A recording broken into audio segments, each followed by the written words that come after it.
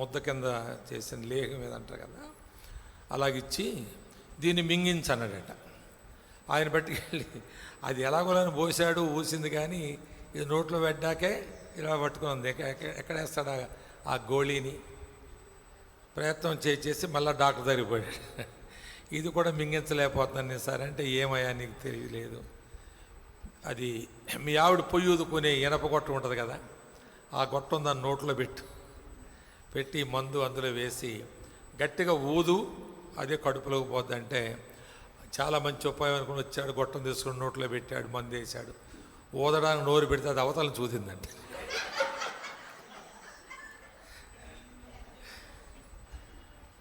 అలాంటిది ఏదో జరుగుద్దా అని నేను భయంగా కూర్చున్నాను. ఇప్పుడు ఊరికే మొన్న నుంచి మాట్లాడుకుంటా ఏదో గొప్ప ప్రసంగం చేస్తాడంటే ఉప్పు గురించి చెప్పడానికి వచ్చాడు అన్నట్టు ఉంది నాది కదా. కనుక మరి కొంత సమయం మనం చివరి సంగతులు విందాము. నిజముగా మనం ఉప్పు లక్షణాలు, ఆ వెలుగు లక్షణాలు మనం సంతరించుకుని మన క్రైస్తవ జీవితాన్ని కొనసాగించకపోతే మనం నకిలీ క్రైస్తవులమని మనకు మనమే మెడలో బోర్డు వేసుకుని తిరగవచ్చు యథార్థవంతులమైతే.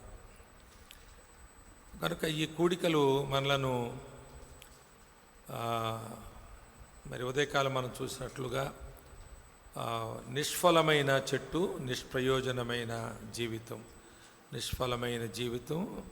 నిష్ప్రయోజనమైన జీవితంలాగా మనము మిగిలిపోతాం.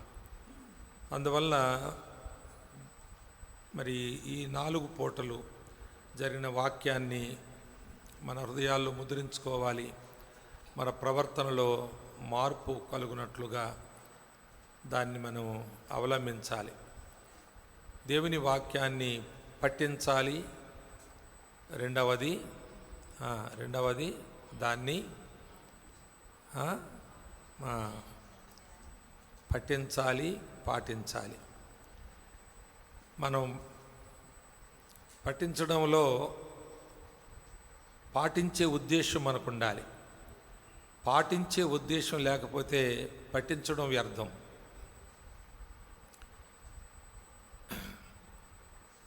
బైబిల్ దేవుడు మనకు చదవడానికి ఇవ్వలేదు, నడవడానికి ఇచ్చాడు. కానీ చదవమని చెప్పాడు. ఎందుకు చదవమన్నాడు? బైబిల్ మనకు నడవడానికి ఇచ్చాడు, చదవడానికి కాదు. కానీ ఎందుకు చదవమన్నాడు? దేవుడు అన్నాడు, మనం చదువుతున్నాం. ఎందుకు? ఎలా నడవాలో తెలుసుకోవడానికే చదవాలి. చదివాక అలా నడిచే ఉద్దేశం లేకపోతే చదవక్కర్లేదు. బైబిల్ చదవాల్సిన పని ఏమీ లేదు. బైబిల్ చదవడం భక్తి భావం అంతే.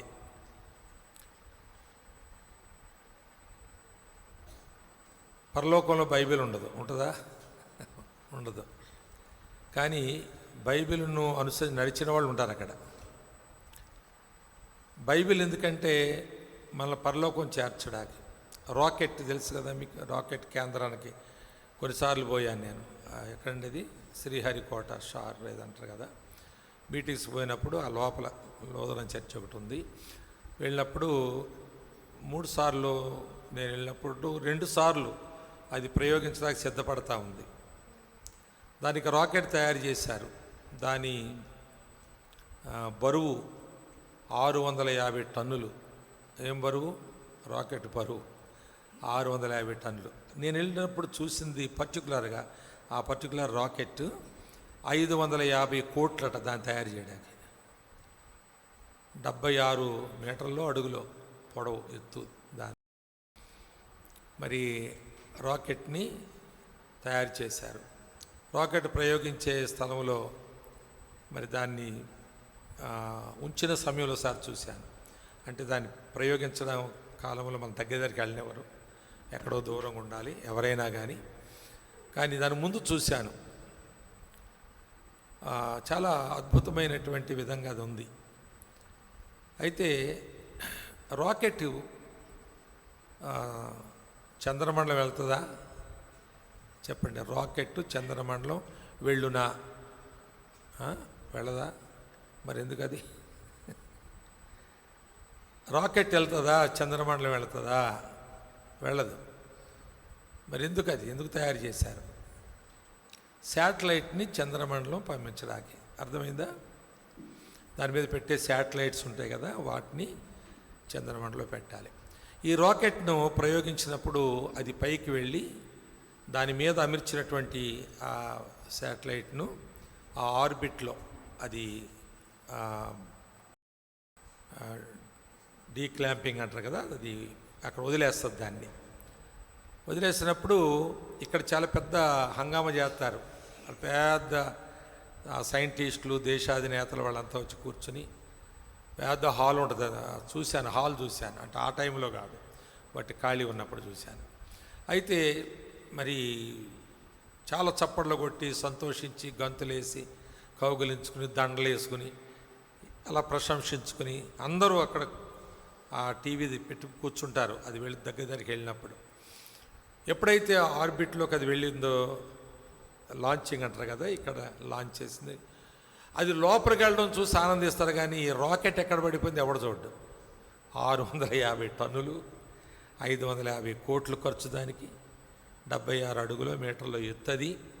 మరి అది ఎక్కడ పడింది ఎవడు చూడ్డు. అది తర్వాత విషయం. కనుక ఏ రాకెట్ కూడా చంద్రమండలం వెళ్ళదు. చంద్రమండలం వెళ్ళేటువంటి శాటిలైట్ను కొరకు దీన్ని పంపిస్తారు ఇక్కడి నుంచి. అది పెట్టాక దీని పని ఏమీక ఉండదు. బైబిల్ అలాంటిదండి. Bible rocket.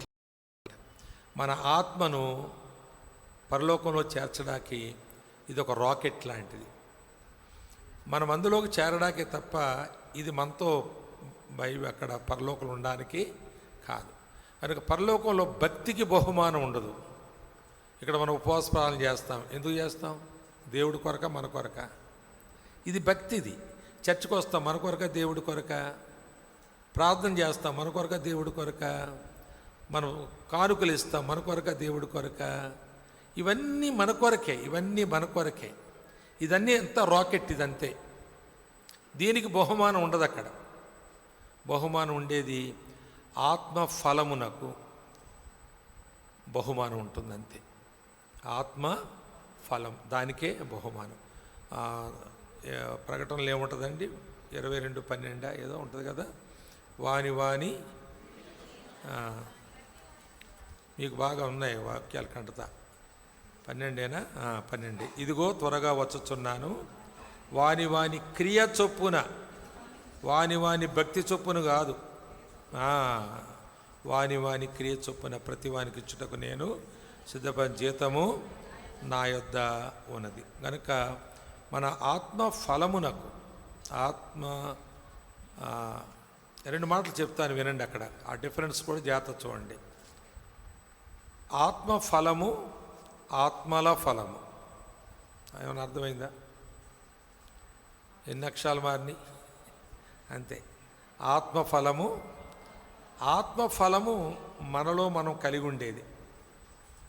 జాగ్రత్త వినండి ఆ మాట. ఇంతకు ఆత్మఫలం అంటే ఏంటి? పిల్లలు చెప్పేస్తారు. ఎక్కడుంది అది? అబ్బో, చెవులు పగలు కొట్టేస్తున్నారు. చెప్పండి. ప్రేమ, సంతోషము,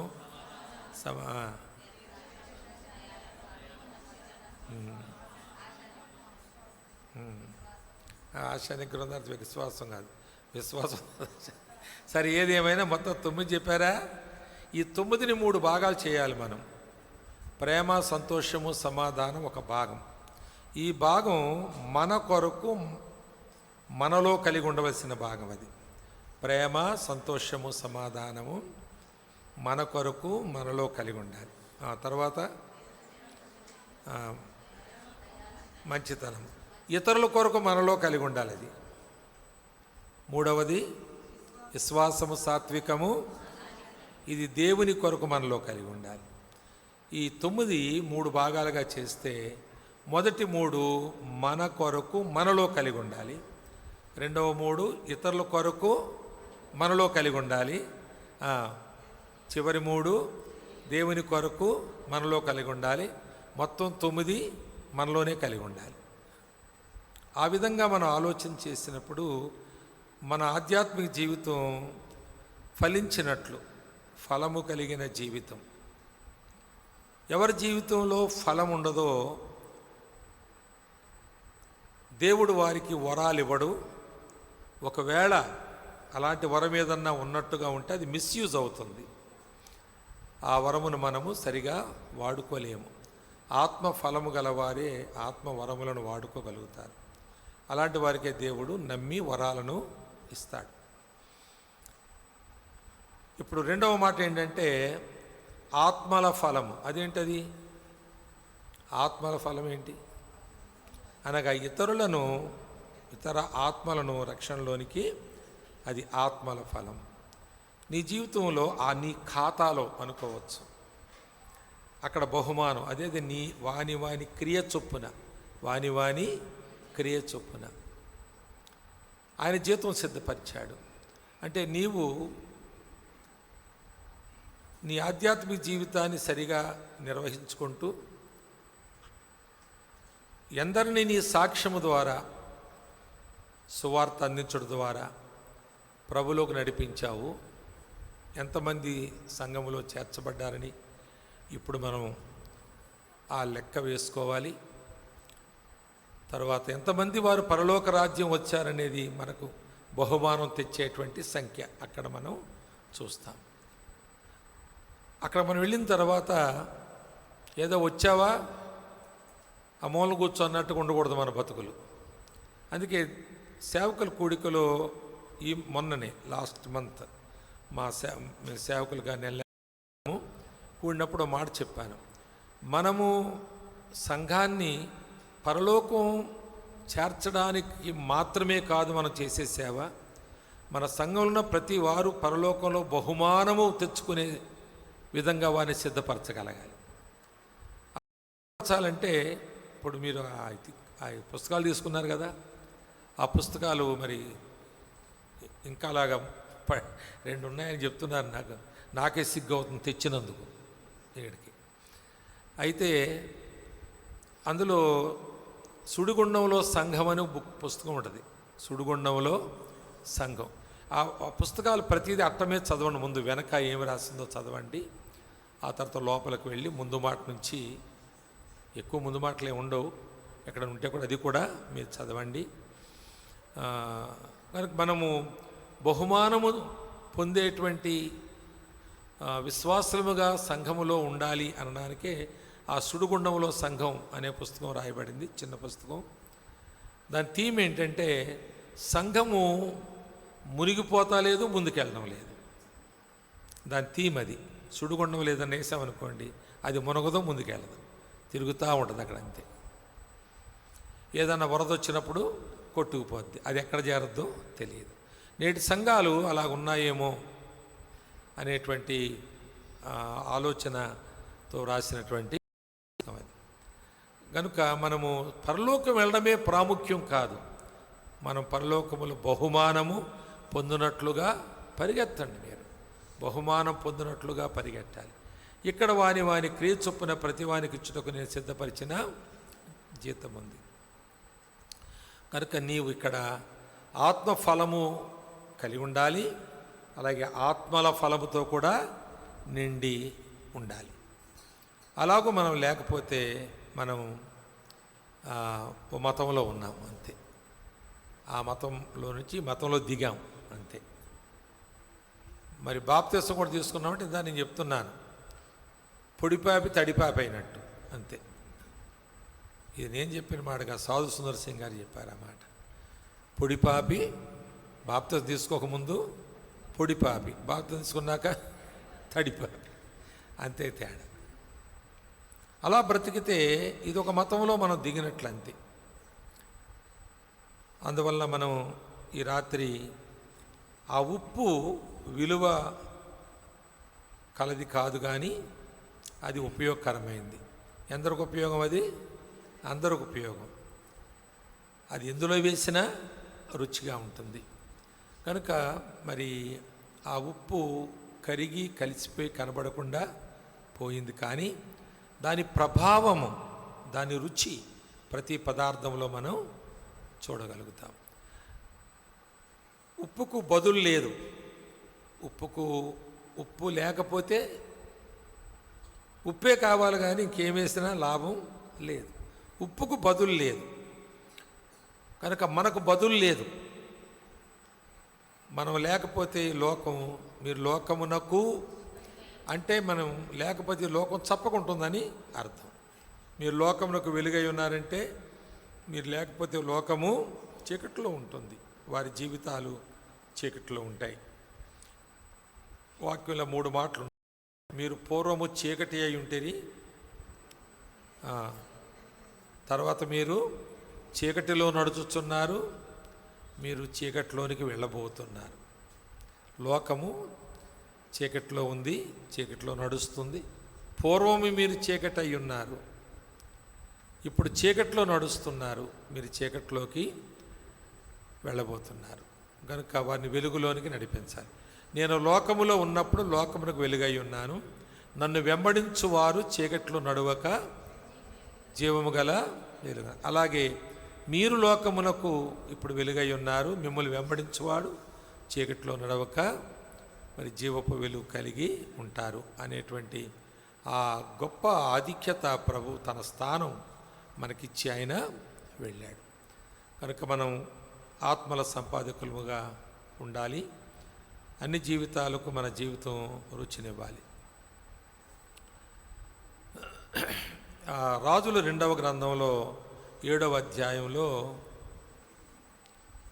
3-4 వచనాలు చదువుదాము, కలిసి చదువుకుందాం.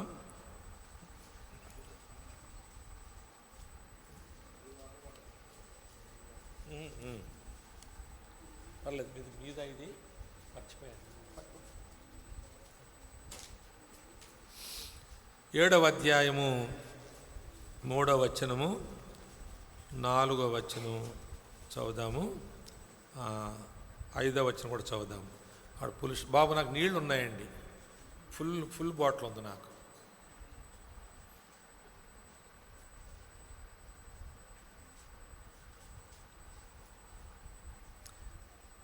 చదువుదామా? నేను చదువుతాను ఒక వచనం, 4వ వచనం మీరు చదవండి, 5 కలిసి చదువుకుందాం. అప్పుడు పట్టణపు గుమ్మమునొద్ద, రాజుల 2వ గ్రంథం 7వ అధ్యాయం 3వ వచనం. అప్పుడు పట్టణపు గుమ్మమునొద్ద 4 కుష్ఠరోగులు ఉండగా వారు ఒకరినొకరు చూచి, మనము చచ్చిపో వరకు ఇచ్చట ఎందుకు కూర్చుండవలెను?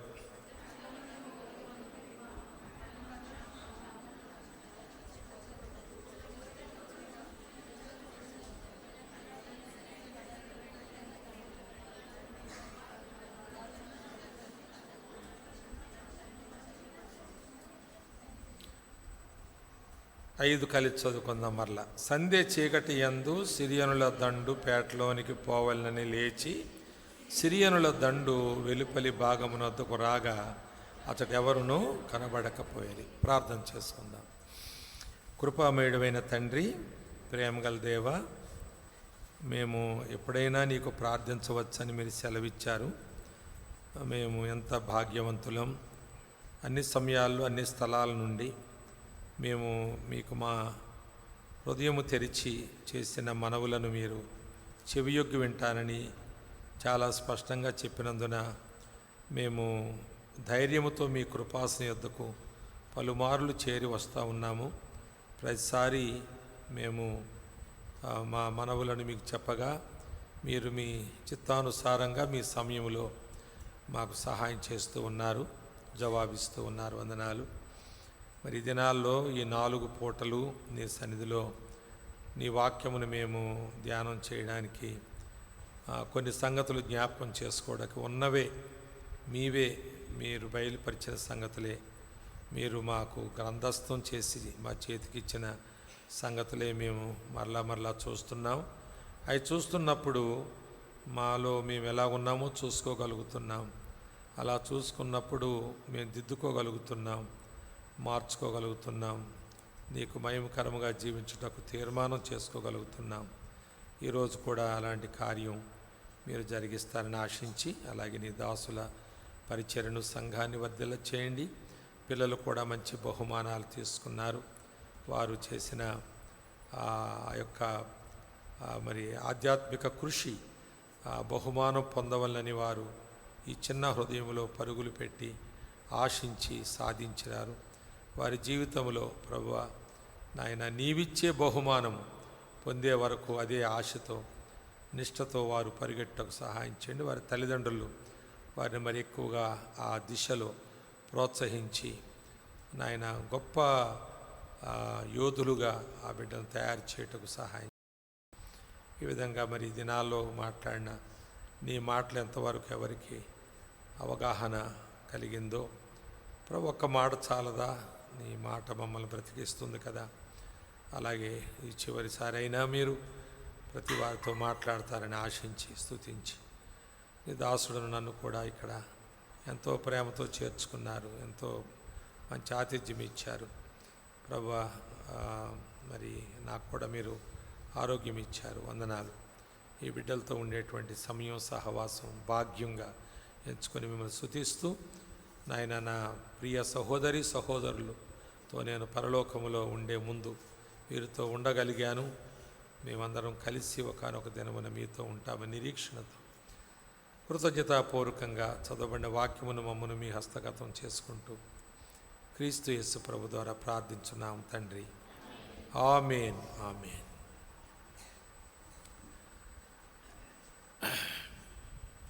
ఈ రాజులు 2వ గ్రంథం 7వ అధ్యాయంలో మనం చదివిన వాక్య భాగంలోకి వెళ్ళే ముందు చిన్న నేపథ్యం మనం 6వ అధ్యాయం నుంచి చూస్తాం. మీరు ఇప్పుడేం వెతకక్కర్లేదు, నేను చెప్తాను వినండి. వెతకనక్కర్లేదు. కానీ ఆ సిరియన్లు దండెత్తి షోమ్రోను పట్టణం చుట్టూ వారు గుడారాలు వేసుకుని ఆయుధాలు పట్టుకుని గుర్రాలు రథాలతో మరి సిరియనులు వీరిని షోమ్రోన్ను ఓడించడానికి ఇంతకుముందు షోమ్రోను ఓడించడానికి వచ్చి వాళ్ళే ఓడిపోయారు. కాబట్టి ఈసారి వాళ్ళు ప్లాన్ వేశారు. ఏంటంటే ముందు షోమ్రోన్లో వాళ్ళని అందరినీ చుట్టుముట్టేసి బయటికి వెళ్ళకుండా చేయాలి, బయట నుండి ఏది కూడా లోపలికి రవాణా కాకుండా చేయాలి. ఉన్నది వండుకు తింటారు తిన్నంతకాలం, అయిపోయాక ఏం చేస్తారు? అప్పుడు వాళ్ళు బాగా బలహీనులయ్యాక మీద పడి చంపేద్దామని బెన్హదదు ఆ ప్లాన్ తోటి ఆ చుట్టుముట్టారని 6వ అధ్యాయంలో మనం చదువుకోవచ్చు. అప్పుడు తీవ్రమైన కరువు వచ్చింది. మీకు గుర్తుంటుంది ఆ అధ్యాయం. మరి పిల్లల్ని ఒకళ్ళని గాడి తలకాయ 80 రూపాయలని, పావురం రెట్ట అంటే ఏంటి? ఆయన ఎవరు రెక్క అన్నాడు. వాక్యం చెప్తూనే రెక్క అంటే ఏముంటుందయ్యా? రెక్కలో పావురం రెక్కలో ఏకలు తప్ప ఏముంటాయి? ఇప్పుడు కోడి రెక్క తీసుకోండి, ఏముంటుంది కోడి రెక్కలో? కోడి కాళ్ళు ఉంటుంది, లెగ్ పీస్లో ఉంటుంది, కానీ రెక్కలు ఏముంటుంది అని బోధ చేశాడు మొత్తం అంతా ఆయన. రెట్ట అంటే డౌస్ డంగ్, అది మల విసర్జన అనగా పావురములు మల విసర్జన. అది పావు కేజీ ఎంత అంట? 5 రూపాయలంట. గాడి తలకాయ 80 రూపాయలంట. ఏంటో మనకు అది తెలియదు. కానీ మరి ఆ విధమైన ఏంటంటే క్షామము వారికి వచ్చింది, చాలా భయంకరంగా ఉంది. మరి రెట్ట ఎందుకు వాళ్ళకి? సార్ గాడి తలకాయ అంటే ఏదో దొరుకుతుంది అందరూ అనుకుందాం. రెట్ట ఏంటి? అందులో ఏం దొరుకుతుంది అంటే అది తిని ఆ పళ్ళు ఏదో తిని గింజలు అవి పోతే గింజలు కడుక్కుని అంత దుర్భిక్షం వచ్చిందన్నమాట వాళ్ళకి. అప్పుడు ఒక తల్లి చిన్న బిడ్డను తీసుకెళ్ళి, రోజు నా బిడ్డను వండుకు తిందాము, భరించలేకపోతున్నాం ఆకలి బాధ, మరి రేపు నీ బిడ్డను వండుకు తిందామా అని అడిగిందంట. ఆమె సరే అంది. ఈరోజు ఈ బిడ్డను తిన్నా, రేపు ఆ బిడ్డను తినాలి. ఈ భయంకరమైనటువంటి కరువు వచ్చింది. ఇశ్రాయేల్ రాజు కూడా ఎటు తోచని వాడయ్యాడు. షోమ్రోన్లో ఉన్నటువంటి ఎలీషా మీద ఆయన కోప్పడ్డాడు, ఎదురు తిన్నట్టుగా మాట్లాడాడు. సరే, ఆయన ఏదో తన దేవుని వాగ్దానం చెప్పాడు. ఆ సమయంలో ఇవేమీ సంబంధం లేనటువంటి కుష్ఠరోగుల గురించి మనం చదువుతున్నాం. ఈ సంగతులన్నీ పట్టణంలో జరుగుతాయి. కుష్ఠరోగులు ఎక్కడుంటారు? పట్టణానికి వెలుపలు ఉంటారు. వాళ్ళు అంటరాని వారు, లేకపోతే సమాజంలోంచి వెలివేయబడిన వారు కన్నవాళ్ళు వాళ్ళని చూడడానికి లేదు, వాళ్ళు రావడానికి లేదు. ఇక వాళ్ళు అక్కడే ఉండాలి, అక్కడే చావాలి, అక్కడే పాతి పెట్టబడాలి. వాళ్ళే పాతి పెట్టా కూడా వాళ్ళే పాతి పెట్టాలి. కన్నవాళ్ళు కూడా వెళ్ళి కట్టుకున్న వాళ్ళు కూడా చూడడానికి ఏడవడానికి లేదు. ఆ విధమైనటువంటి కఠినమైన వెలి జీవితంలో ఉన్నటువంటి కుష్ఠరోగులు ఈ ఆలోచన చేశారట. అప్పుడు ఆ పట్టణపు గుమ్మమునొద్ద 4 కుష్ఠరోగులు ఉండగా వారు ఒకరినొకరు చూచి, మనము చచ్చిపో వరకు ఇచ్చట ఎందుకు, చూడండి వాక్యం బాగా చూడండి మీరు, మనం చచ్చిపో వరకు ఇచ్చట ఎందుకు కూర్చుండవలెను, పట్టణములోనికి పోదామనుకుంటేమా పట్టణమందు క్షామమున్నందున అచ్చట చచ్చిపోతాం. ఇచ్చట ఊరక కూర్చున్నాను, ఎక్కడ చోట చచ్చిపోతాం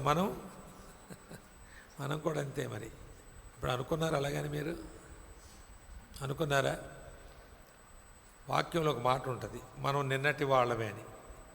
ఎక్కడుంటుంది అది? యోబు గ్రంథం 8:8 తీయక్కర్లేదు. యోబు ఊరికే గుర్తొస్తాడు కదా, చిన్న కాలుకు రాయి తగిలిస్తాలు యోబు బాధలు గుర్తొచ్చేస్తాయి మనకి. అంత బాధపడిపోయిన యోబు అంత బాధపడిపోతున్నట్టు, యోబుకు రాలేదమ్మా శ్రమలు, వెంటనే అందరికీ ఒక్కడే దొరికాడు ఓదార్చడానికి. యోబు గుర్తుంటాడా? 8 గుర్తుంటుందా? ఇంకో 8. ఇప్పుడు ఇంతకేంటి యోబు 8 యోబు. అందులో చాలా ప్రాముఖ్యమైన మాట ఉంది మనకి, ఏంటంటే మనము నిన్నటి వారమే. తర్వాత మనకు ఏమీయో తెలియదు. మీకు ఏం తెలియదా? ఏం తెలియదా? ఏమీ తెలియదా? మీరు ఎంతమంది పండితులు లేరు, ఎంతమంది టీచర్స్ లేరు, సైంటిస్ట్ లేరు, డాక్టర్స్ లేరు, చాలామంది ఉన్నారు. అన్నీ చాలా తెలిసిన వాళ్ళు ఉన్నారు. కానీ ఒకటి తెలిసిన వాళ్ళు ఎవరు లేరు.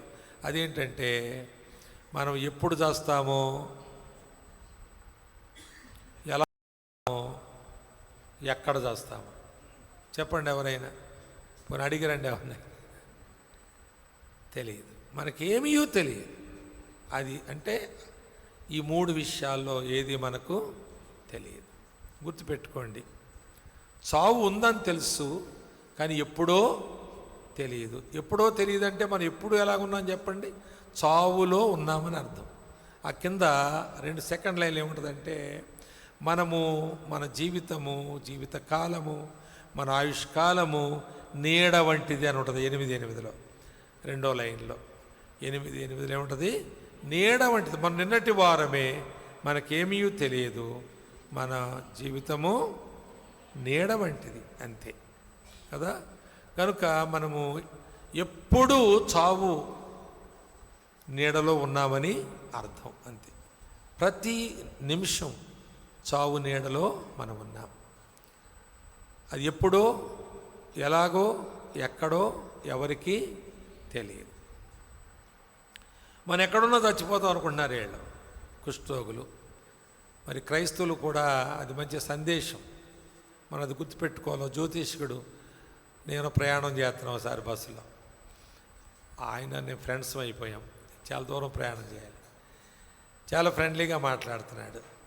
మరి మీరు జ్యోతిష్యం చెప్తారు కదా, మరి అన్నీ నిజమవుతాయా అని అడిగాను ఆయన. నేను అదొక విద్య అండి, మా తాతల దగ్గర నుంచి వస్తున్న జ్యోతిష్ శాస్త్రం అనేది అదొక శాస్త్రం, అదొక విద్య. అలా ముఖం చూసి కొంచెం సైకాలు తెలుస్తుంది మాకు, ఏదో చెప్తాం అది నిజం అనిపించేటట్లుగా ఆ సమ్మోహన శక్తి అలా మాటలుంటుందట. అట్లా మెస్పరైజ్ అవుతారు మా మాటల్లో. చాలా ఫ్రెండ్లీగా మాట్లాడుతున్నాడు ఆయన. నేను నేపాల్ పోయి చెప్తాను, ఫలానా సీజన్లో బాగా జరుగుద్ది అక్కడ, ఇప్పుడు ఇంటికి వచ్చాను, మళ్ళీ 2 monthsకి వెళ్ళిపోతాను.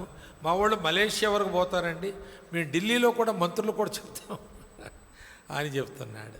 అని మీరేం చేస్తారంటే, నేను జ్యోతిష్కుడిని అన్నాను.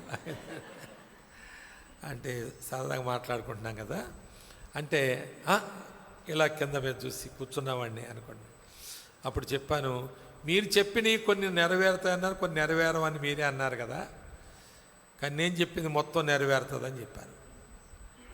ఎవరినన్నా రమ్మని నేను జ్యోతిష్యం చెప్తాను, ఖచ్చితంగా ఆడు భవిష్యత్తు చెప్తాను, నెరవేరుతుంది అన్నాను. ఆయన జోక్గా అనుకుంటున్నాడు కానీ అడుగుతున్నాడు, చెప్పండి అంటే చెప్తాను నేను, మీకు కూడా చెప్తాను జ్యోతిష్కం అన్నాను. నేను చెప్పమన్నాడు, మీరు భవిష్యత్తులో చచ్చిపోతారన్నాను. అబ్బా అది ఎవరికైనా తప్పదు కదండి అన్నాడు. అదే నేను చెప్పే జ్యోతిష్కం. కానీ దానికి ముందు ఒక సలహా ఉంది నా దగ్గరని కొంతసేపు సువార్త చెప్పడం జరిగింది. ఆశ్చర్యం ఏంటంటే ఆయన బ్యాగ్లోంచి బైబిల్ తీసి చూపించాడు నాకు. ఆశ్చర్యం అండి. ఇది నేను చదువుకుంటుంటానండి ఎప్పుడూను ఖాళీ ఉన్నప్పుడల్లా అన్నాడు. కానీ మా కుల వృత్తి అండి ఇది, మా వృత్తిలో సాగుతాం. కానీ నేను కూడా బైబిల్ చదువుకుంటానని చూపించాడు. సరే, విషయం ఏంటంటే మనకు చావుందని చావును మరిచి బ్రతకూడదు. మనం చావును మరిచి బ్రతకూడదు. మనము నిన్నటి వారం అంటే ఈరోజు వాళ్ళం కాదు. నిన్నటి వారమే కానీ ఈరోజు మనము ఉంచబడ్డాం కాబట్టి ఉన్నాం అంతే. మనం ఏదో ఒక రోజు ఉండము, ఇది గుర్తుపెట్టుకోవాలి. కనుక వాళ్ళు ఇలాంటి కరువు సమయంలో, ఇలాంటి సందర్భంలో వారికి ఆ థాట్ వచ్చింది, మనం ఇక్కడ చచ్చిపోతాం, అక్కడ చచ్చిపోతాం, అక్కడికి వెళ్ళినా చచ్చిపోతాం, ఎలాగైనా చచ్చిపోతాం, ఎలాగోలా చచ్చిపోయేటవాళ్ళం ఓ చిన్న ప్రయత్నం చేసి చచ్చిపోదాం. ఏంటి ఆ ప్రయత్నం అంటే ఆ సిరియన్ల దండుపేటలోకి వెళదాం. వెళితే మన కుష్ఠరోగులు ఇలాగ ఉంటాము, కాళ్ళు ఇలాగుంటాయి, ముక్కు ఇలాగా చాలా మనం వికారంగా ఉంటాం. మనం చూసి దయదలిసి ఏదన్నా ఇంత పడైతే రొట్టు మొక్క మనం తిని ఆకలి తీర్చుకుందాం. లేదు వీళ్ళు షోమ్రోనోళ్ళు అని మనలను వాళ్ళు కాల్చిపడైతే చచ్చిపోదాం. ఎక్కడ చచ్చిపోయేదే కదా, అది వాళ్ళ తీర్మానం. ఆ తీర్మానంతో వారు వెళుతుండగా దేవుడు గొప్ప కార్యం చేశాడు. అదేంటంటే ఎలీషా చెప్పాడు కదా, రేపు ఈ సమయానికి షోమ్రోనంత ఆహారం నిండుగా ఉంటుందని చెప్పాడు కదా. వాళ్ళు వెళుతుండగా 6వ వచనంలో యెహోవా రథముల ధ్వనియు, గుర్రముల ధ్వనియు, గొప్ప సమూహపు ధ్వనియు సిరియనుల దండునకు వినబడినట్లు చేయగా దేవుడు ఒక అద్భుతం చేశాడు. ఇది వీళ్ళకేం తెలియదు, వీళ్ళు ఇలాగనుకుంటే వెళ్తున్నారు వీళ్ళు. కానీ వాళ్ళకి ఎలా వినపడుతుందంటే ఈ కుష్ఠరోగుల యొక్క తడబాటు నడక, ఆ యొక్క వాళ్ళు నడవలేక నడుస్తూ భయంగా వెళుతూ వీళ్ళుంటే వాళ్ళకి ఎలా వినపడుతుందంట, గుర్రముల ధ్వని, రథముల ధ్వని, సమూహముల ధ్వని సిరియనుల దండుకు వినబడింది. దేవుడు చేశాడు ఆ కార్యాన్ని. మన మీదికి వచ్చుటకే ఇశ్రాయేలు రాజు హిత్తీయుల రాజులకును ఐగుప్తీయుల రాజులకును బత్తెమిచ్చి ఉన్నాడని సిరియనులు ఒకరితో ఒకరు చెప్పుకుంటున్నారు. వాళ్ళు చెప్పుకుని అనుమానం లేదిక వాళ్ళు మన మీదకి వచ్చేస్తున్నారు. మనం ఒక ప్లాన్ చేశాం కానీ ఇశ్రాయేల్ రాజు ఇంకా పెద్ద ప్లాన్ చేశాడు. అటు లేచి తమ గుడారములలోనైనను, గుర్రములలోనైనను, గాడిదల్లోనైనను, దండుపేటలో ఉన్న వాటిలోనైనను ఏమీ తీసుకొనకయే తమ ప్రాణములు రక్షించుకొనుట చాలుననుకొని సంధ్య చీకటిని ఉన్నది ఉన్నట్టుగా పేట విడిచి పారిపోయుండిరి. కాబట్టి సద్దామని పోయిన కుష్ఠరోగులు దండుపేట వెలపడి భాగం వద్దకు వచ్చి వాళ్ళ గుడారంలో చూస్తే అక్కడ ఎవ్వరు లేరు. భోజనాలు మాత్రం మిలిటరీ మీల్స్ ఉంటాయి కదా, వీళ్ళ సైనికులు కదా, బ్రహ్మాండ కొవ్విన గొర్రెలు లాంటి కోసుకుని వండుకొని తిందామసరికి శబ్దం వినబడింది. వాళ్ళకి అన్నీ వదిలేసి పారిపోయారు. భోజన పానములు చేసి అతడు వెండి బంగారములు బట్టలు ఎత్తుకొని పోయి దాచిపెట్టి తిరిగి వచ్చి మరి ఒక గుడారము వచ్చి అదే సొమ్ము ఎత్తుకొని పోయి వీళ్ళకి ఎలాగుందో చూడండి, దాచిపెట్టి. కాబట్టి వాళ్ళు అనుకున్నది ఒకటి, అయినది ఒకటి అనేది సినిమా పాట ఉంది ఒకటి. అలాగా వీళ్ళు అలాగున్నారు. వీళ్ళు ఉండి బాగా తినేస్తున్నారు, అన్నీ పోగు చేస్తారు. వెండి బంగారము వస్త్రములు సొమ్ములంటే లిక్విడ్ క్యాష్, నెట్ క్యాష్ దొరుకుతుంది, కట్టలు దొరుకుతుంది వాళ్ళకి. ఇవన్నీ మూటలు కట్టుకుని దాచుకుంటా ఉన్నారు. వాళ్ళ కుష్ఠరోగులు మరి అన్నీ దాచుకుని ఏం చేస్తారు? ఇక ఆలోచన లేదు వాళ్ళకి, దాచుకోవడమే ఆలోచన. అప్పుడు అందులో వాళ్ళకు ఒక ఆలోచన పరుడున్నాడు. మనము చేయనది మంచి పని కాదు, నేటి దినము శుభవర్తమానము గల దినము. మనము ఊరుకొననేలా. ఎంత మంచి మాట. మనము చేయనది మంచి పని కాదు. ఏంటి మంచి పని కాదు? మనమే తినడం, మనమే సమకూర్చుకోవడం, మనమే మూట కట్టుకోవడం, మనమే ఎఫ్డీలు చేసుకోవడం. అక్కడ ఫ్లాట్ ఉందండి హైదరాబాద్లో, ఈ మధ్య నోటి తీసుకున్నామండి. అక్కడ మా ఊరిలో పొలం ఉందండి. అక్కడ మాకు ఒక ఏమంటారు దాన్ని, ఇన్వెస్ట్మెంట్ ఉందండి. దాన్ని ఇప్పుడు కొనడం చాలా తక్కువ, కానీ అది రేపటు హైవే పోతుందండి. ఆడు చెప్తాడు రియల్ ఎస్టేట్, అది హైవే సంగతి వీడి పెద్ద దానికి సెంట్రల్ మినిస్టర్ లాగా. హైవే పోద్దండి, రేటు అప్పుడు దొరకవండి, డబల్ అయిపోద్ది. మనం కూడా నేర్చుకుంటూ ఉంటాం, మాకు అక్కడ ఉందండి, అమ్మాయి పెళ్ళికి వచ్చేసరికి దాన్ని అమ్మితే 5 అంతలు వస్తుందండి అని, 1,00,000 వస్తుందండి. ఇవన్నీ చెప్పుకుంటాం కుష్ఠరోగుల్లాగా. ఈ కుష్ఠరోగులు అదే కదా చెప్పుకునేది, అదే కదండి.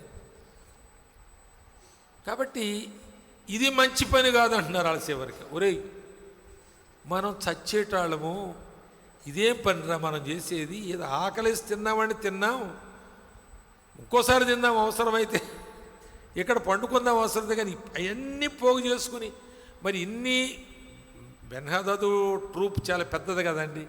ఈ 4 కుష్ఠరోగులు మొత్తం తినేస్తారు. ఇది వీళ్ళు మొత్తం తినడానికి అనుకుంటే రేపటికి ఎల్లుండి కుళ్ళిపోదా ఇది?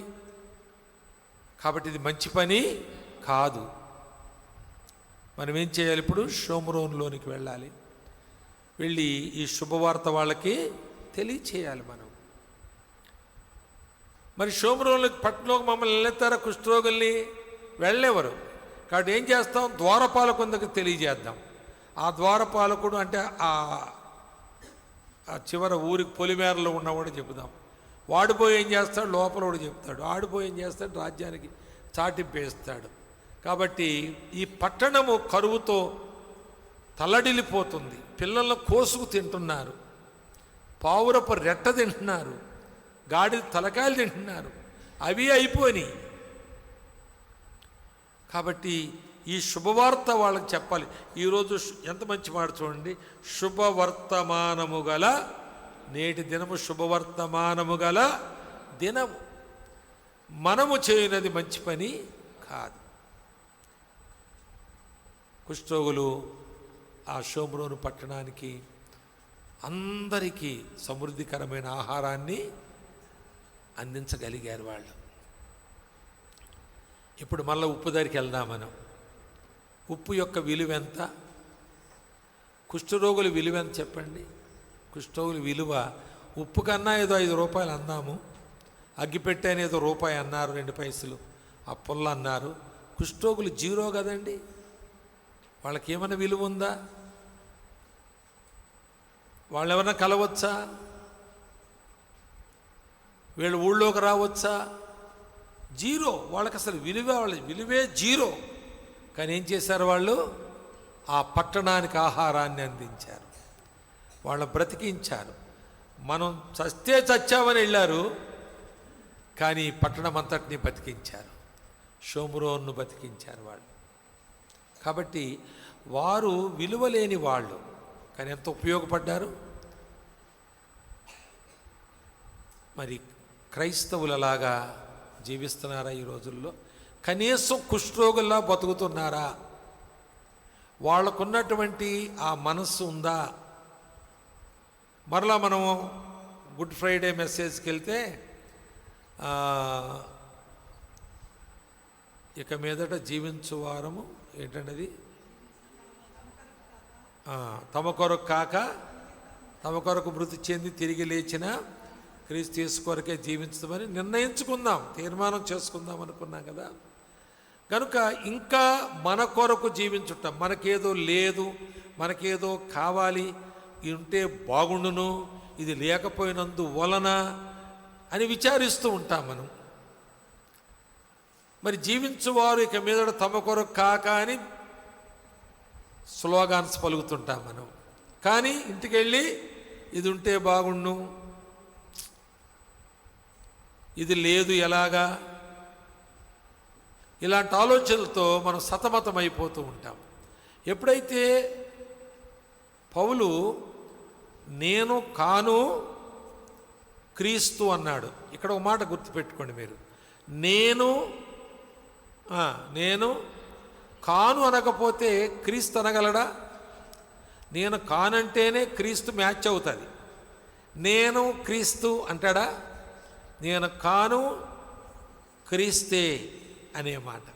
అది నీలో ఉంటే ఇది ఉంటే బాగుండు, ఇలా చేస్తే బాగుండు, ఇదేం బాగుంది, దీన్ని మార్చేస్తే బాగుండు, ఇలాంటి ఆలోచనలు మనకున్నాయంటే ఇంకా మనం ఒక రకమైన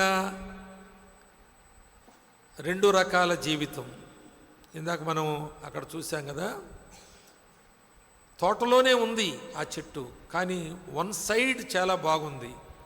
పొరపాటు ఎక్కడ జరిగిందంటే దాని చుట్టూ తవ్వడం, దాన్ని నమ్మాడు తోటమాలి కూడా, బాగుంది కదా అనుకున్నాడు. కానీ ఫలమిచ్చేటువంటి ఫలించలేని, ఎందుకు ఫలించలేకపోయింది? సెకండ్ సైడ్ బాగోలేదు దానిది, అటువైపు ఇప్పుడు చుట్టూ తవ్వాలి. ఇప్పుడు ఇంతకుముందు ఆయన తవ్వినోడే, కానీ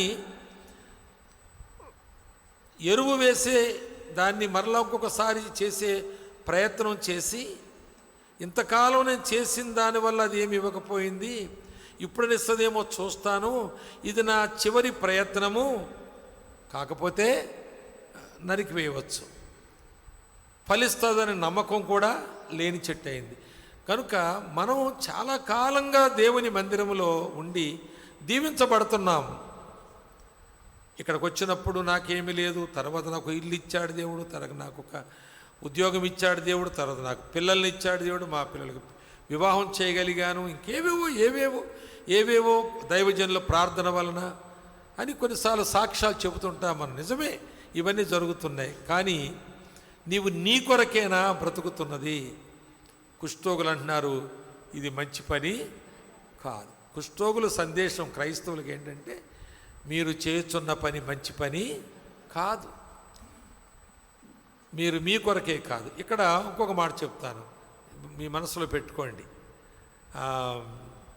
ఉదయకాలం చెట్టు గురించి చూసాం మనం. చెట్టుకు రెండు దశలు ఉంటాయి అనుకున్నాం. ఒక దశ ఎదిగే దశ, రెండవది, బాగా వినాలి ఈ మాట, ఎదిగే దశలో తన కొరకు ఎదుగుతుంది, ఫలించే దశలో ఇతరుల కొరకు ఫలిస్తుంది. అది క్రైస్తవ జీవితం. ఇవి కుదరవు, మనకి అర్థం కాదు, కుదరదు కూడా అన్నట్టుగా. అది కుదరకపోతే నీ జీవితం దేవుని కొరకు నువ్వు ఫలించలేని జీవితం. ఒక మాట, అసలు ప్రాథమికంగా మనం రక్షించబడ్డానికి కారణం చెప్తాడు పౌలు. ఎక్కడ? రోమీలు రాసిన పత్రికలో 7వ అధ్యాయంలో 4వ వచనంలో మనం రక్షించబడ్డ కారణం చెప్తాడు ఆయన. చదువుతారా? అండర్లైన్ చేస్తారు. అది ఎర్ర పెన్సిల్ అలాంటివి ఉన్నాయా? చేయాలి. ఎవరు అండర్లైన్ చేయరు చెప్పండి? చేతిలో పెన్ లేరు అని చెప్పాను ఉదయం నేను. బైబిల్ తెరిస్తే ముందు పెన్ను చూస్తుంది, అది బైబిల్ తెరువు. పెన్సిల్ చూసుకో ఎర్ర గీతలు పెట్టుకోవడానికి. నువ్వు బైబిల్ తయారవుద్ది, నీకు సొంత బైబిల్ ఒకటి. ఇప్పుడు చదవండి అది.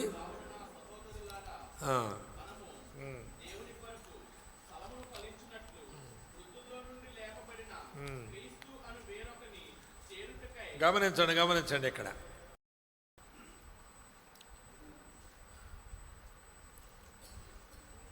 ఈ చదివేటప్పుడు ఎక్కడ బ్రేక్ చేయాలో అది కూడా కొంచెం జాగ్రత్తగా ఉండకపోతే సెంటెన్స్ మనకు సరిగా గ్రహించలేము దాన్ని. నా ప్రియ సహోదరులారా చదవండి. మనము దేవుని కొరకు ఫలములు ఫలించున్నట్లు మృతులలో నుండి లేపబడిన క్రీస్తు అను వేరొకని అన్నాడు. క్రీస్తు వేరొకడంట. వేరొకడా కాదా? మరి పౌలు అలా రాసేయండి. మరి క్రీస్తు అను వేరొకని, మృతులలో నుండి లేపబడిన క్రీస్తు అను వేరొకని మనం చేరుకున్నాం. అంటే వేరొకని చేరుకున్నామంటే ఇంతకుముందు ఒకటితో ఉన్నాం మనం. అర్థమవుతలేదు? మనకిద్దరు భర్తలు, పాత భర్త ఒకడు, కొత్త భర్త. రిస్క్ అంతా ఏంటంటే ఆడు రావలేదు, ఆయన వదిలేసాగానే విడాకులు ఇచ్చాకనే ఆడు అక్కడే ఉన్నాడు, తిరుగుతానే ఉన్నాడు. ఇప్పుడు బస్సు ఎక్కినప్పుడు పాతోడు ఎక్కాడనుకోండి, నీ పక్కనే సీటు ఖాళీ ఉందనుకో, ఆడొచ్చి కూర్చొని బాగున్నావా అని అన్నాడు అనుకో, ఒకవేళ అసలు కాపురం పోద్ది. ఎవళ్ళని చూస్తే మళ్ళీ ఆడెక్కాడు, పక్కన కూర్చున్నాడు, ఇద్దరు మాట్లాడుకుంటూ వెళ్ళారు, ఇవన్నీ వచ్చేస్తాయి కదా. ఇంకా జాగ్రత్తగా ఉండాలి, సీటు ఖాళీ లేకుండా ఎప్పటికీ కొత్త ఆయన కూర్చోబెట్టుకుని ప్రయాణాలు చేయాలి మనం. అర్థమైందా? ఇంతకుముందు ఒకడు ఉండేవాడు మనకి, ఆడు చచ్చుంటే గొడవ లేకపోతే మనకి, ఆడు బతికే ఉన్నాడు, మన మధ్యలోనే తిరుగుతుంటాడు. అయితే వేరొక పురుషుని మనం చేరుకోవడానికి కారణం ఏంటి చెప్పండి? మరి చదివిన వాళ్ళనే చెప్పాలి. ఆగండి, చదివిన వాళ్ళనే చెప్పాలి. ఎందుకు చేరుకున్నాం వేరొక పురుషుని మనం? మళ్ళీ కిందకే చూస్తారు. కాపీలు కొట్టడం ఎక్కువ అలవాడు, చిన్నప్పటి నుంచి ఇప్పుడు వరకు మారలేదు కాపీలు కొట్టడం. అప్పుడు టెక్స్ట్ బుక్లో కాపీ కొట్టడం, ఇప్పుడు బైబిల్లో కాపీలు కొడతారు. అంతే, దేవుని కొరకు అందుకు రక్షించబడ్డాం. యేసు ప్రభువులోకి వెళ్ళడానికి కారణం ఏంటంటే ఎంజాయ్ చేయడానికి కాదు, అపార్ట్మెంట్లు కొనుక్కోవడానికి కాదు, పిల్లలు పుట్టాక ఆశ్రయించబడడం కాదు, మనకు ఉద్యోగాలకు ధనవంతులు వేసాలు తెచ్చుకోవడానికి కాదు. ఎందుకు వెళ్ళాం మనం? దేవుని కొరకు ఫలించుటకు మనం వెళ్ళాం అక్కడికి. ఇంతకుముందు వేరే వాడితో ఉండేవాళ్ళం కదా మనం. అప్పుడేం జరిగిందంటే 5వ వచనం రాసి ఉంటుంది, మరణకరమైన ఫలములు ఫలించాం మనం. అవునండి, అప్పుడేం ఫలం ఫలించా? అప్పుడు ఫలించేవాళ్ళం. ఏం ఫలం అది? మరణకరమైన ఫలం ఫలించాం.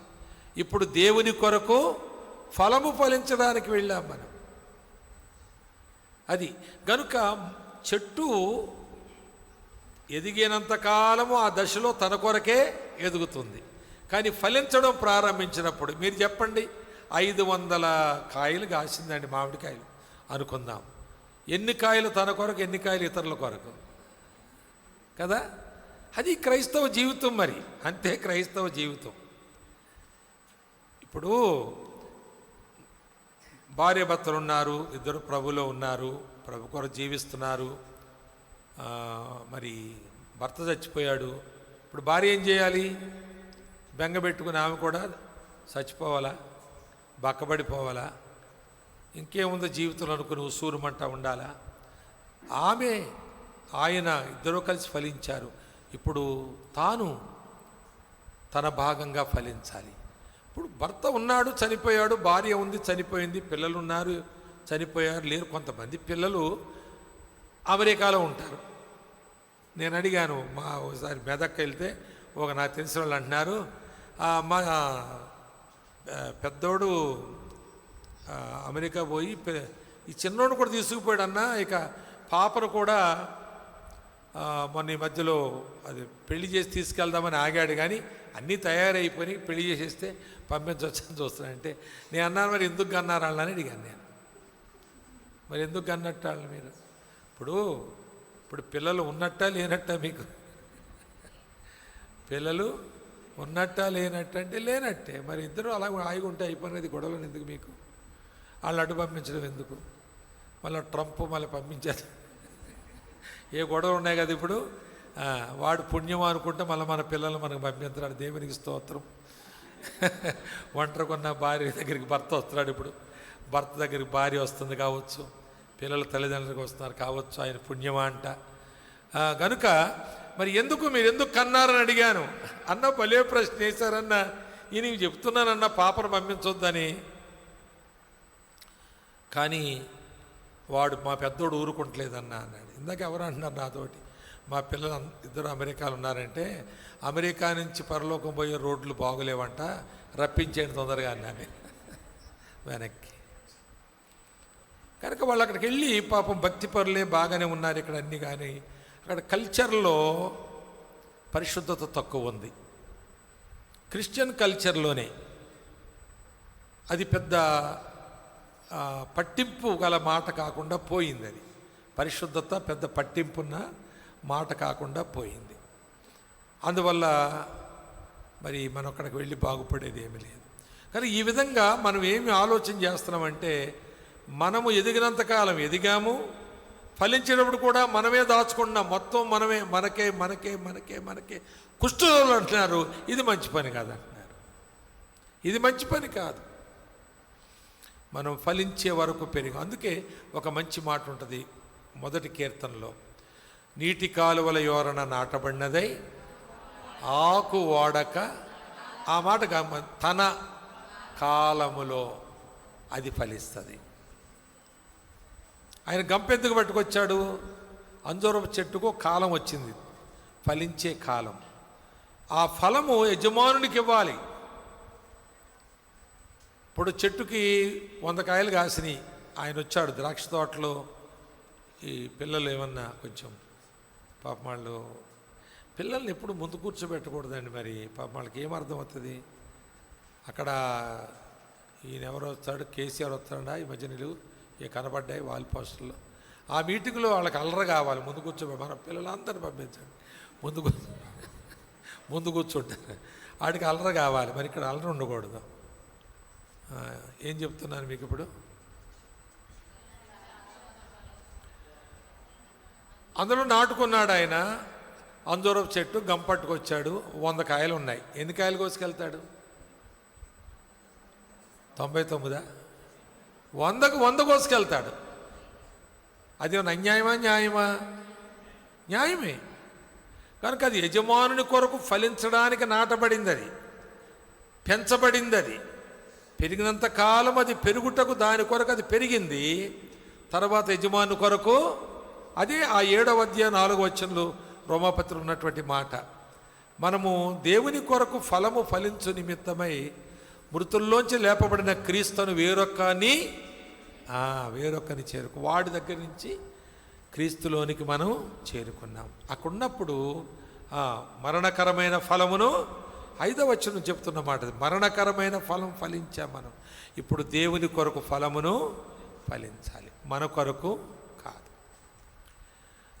యాండ్రూ ముర్రే అనేటువంటి ఒక దైవజనుడు మాట అన్నాడు, క్రైస్తవుల్లో 2 తరగతులు ఉన్నాయంట. Only 2 classes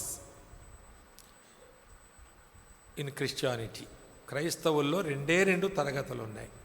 1 is soul winners, అదో class. 2nd class is back sliders అన్నాడు. అంతే, దట్స్ ఆల్ అంతే. ఇంకా మధ్యస్థంగా ఏమీ లేదు. There is no middle ground in Christianity. క్రైస్తవుల్లో మధ్యస్థమేమీ లేదు. అయితే ఆత్మల సంపాదకులైనా ఉండాలి, లేకపోతే దిగజారిపోయిన వాళ్ళైనా ఉండాలి. వెనకబడ్డవాళ్ళు అంటే బాగుండే. మరి ఎడ్యుకేటెడ్ మధ్యలో ఇలాంటి మాటలు మాట్లాడాను నేను. ఏంటి చెప్పండి? అది ఆత్మల సంపాదకులైనా ఉండాలి, లేకపోతే బ్యాక్ స్లైడర్స్ అంటే వెనకబడ్డవాళ్ళు అనే మృదువైన మాటను కొంచెం కఠినంగా వాడదామని మీకు గుర్తుంటుందని. నన్ను ఏమనుకున్నా మాట మీకు గుర్తుంటుంది. అదేంటంటే దిగజారిపోయిన క్రైస్తవులు. మీరు ఏ సెక్షన్లో ఉన్నారు, ఏ క్లాసులో ఉన్నారు అనేది ముఖ్యమైన మాట. యాండ్రూ ముర్రే గారు ఆ మాట చెప్పినప్పుడు చాలా లోతైన సత్యం రాస్తూ మరి నేనైతే ఇమ్మీడియట్గా ఏ మాత్రం జంకకుండా బెంకకుండా యాక్సెప్ట్ చేశాను ఆ మాటను. వెంటనే ఇది ప్రతి క్రైస్తవులు యాక్సెప్ట్ చేయాలి. నీవు సోల్ విన్నరు కావాలి, లేకపోతే with no doubt you are a backslider. నువ్వు దిగజారిపోయిన క్రైస్తవ్యంలో ఉన్నావు. 1565లో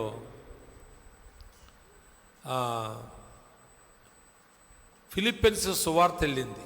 1565లో మిషనరీస్ వెళ్ళారు కదా. అలా వెళ్ళినప్పుడు అక్కడ సువార్త ప్రకటించగా, అదొక ఐలాండ్ కదండి, ఇప్పుడు అదొక దేశం అయిపోయి పెద్ద దేశం. అయితే అక్కడ సువార్త ప్రకటించగా చాలామంది ఉన్నాం. ఈ రోజున స్టాటిస్టికల్గా 90% క్రిస్టియన్స్ ఉన్నారు అక్కడ. ఎక్కడ? ఫిలిప్పీన్స్లో 90% క్రిస్టియానిటీ ఉంది. సరే, కొంతమంది ఉండొచ్చు బలహీనులు, వీక్ క్రిస్టియన్స్ ఉండొచ్చు. Weekly Christians are weak Christians అన్నాడు ఒక ఆయన. కనుక అలాంటి వాళ్ళు ఉంటే ఉండొచ్చు. కానీ మొత్తానికి వాళ్ళు దేవర్లు దేవతలు అడవి సంబంధమైన వాళ్ళు పూజించేవాళ్ళు, లేక కొంతమంది నేచర్ భక్తులు ఉన్నారు, ఏంటి ప్రకృతి పూజించేవాళ్ళు, నేచర్ వర్షిపర్స్ ఉన్నారు, ఉండేవారు. ఇప్పుడు లేరు. 90% క్రిస్టియన్స్ ఉన్నారు. 1565లో వెళ్ళిందండి అక్కడికి సువార్త. అలాగే 1770లో చైనాకు సువార్త వెళ్ళింది. 1770లో. ఇప్పుడు 5.1% క్రిస్టియన్స్ ఉన్నారంట. 1818లో కొరియాకు సువార్త వెళ్ళింది. కమ్యూనిస్ట్ దేశాలు కదా అవి, ఉత్తర కొరియా, దక్షిణ కొరియాలన్నీ కూడా ఘోరమైన కొరియాలు అవి. ఈ రోజున 29.4% క్రిస్టియన్స్ ఉన్నారంట ఈ రోజున. అయితే మన దేశానికి సువార్త ఎప్పుడు వచ్చిందండి? ఓన్లీ 52లో వచ్చింది. వట్టి 52, 1952 కాదు.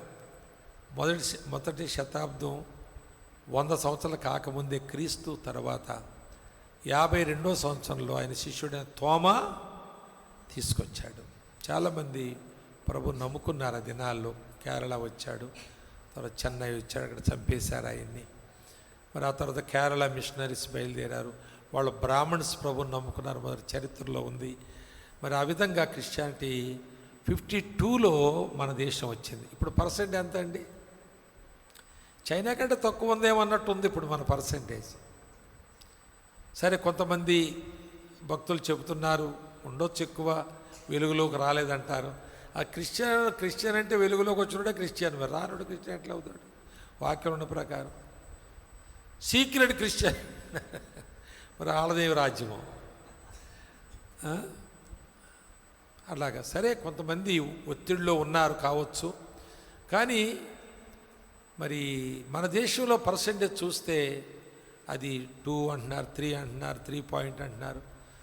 5 అండా కూడా ధైర్యం లేదు మనకి. చైనాలో 5.1 అని స్టాటిస్టికల్గా ఉంది. ప్రభుత్వం చేసిన ప్రకటనది. మన ప్రభుత్వం చేయలేదు 5, మన 5 ఉంటామని చేయలేదు ఇంకా.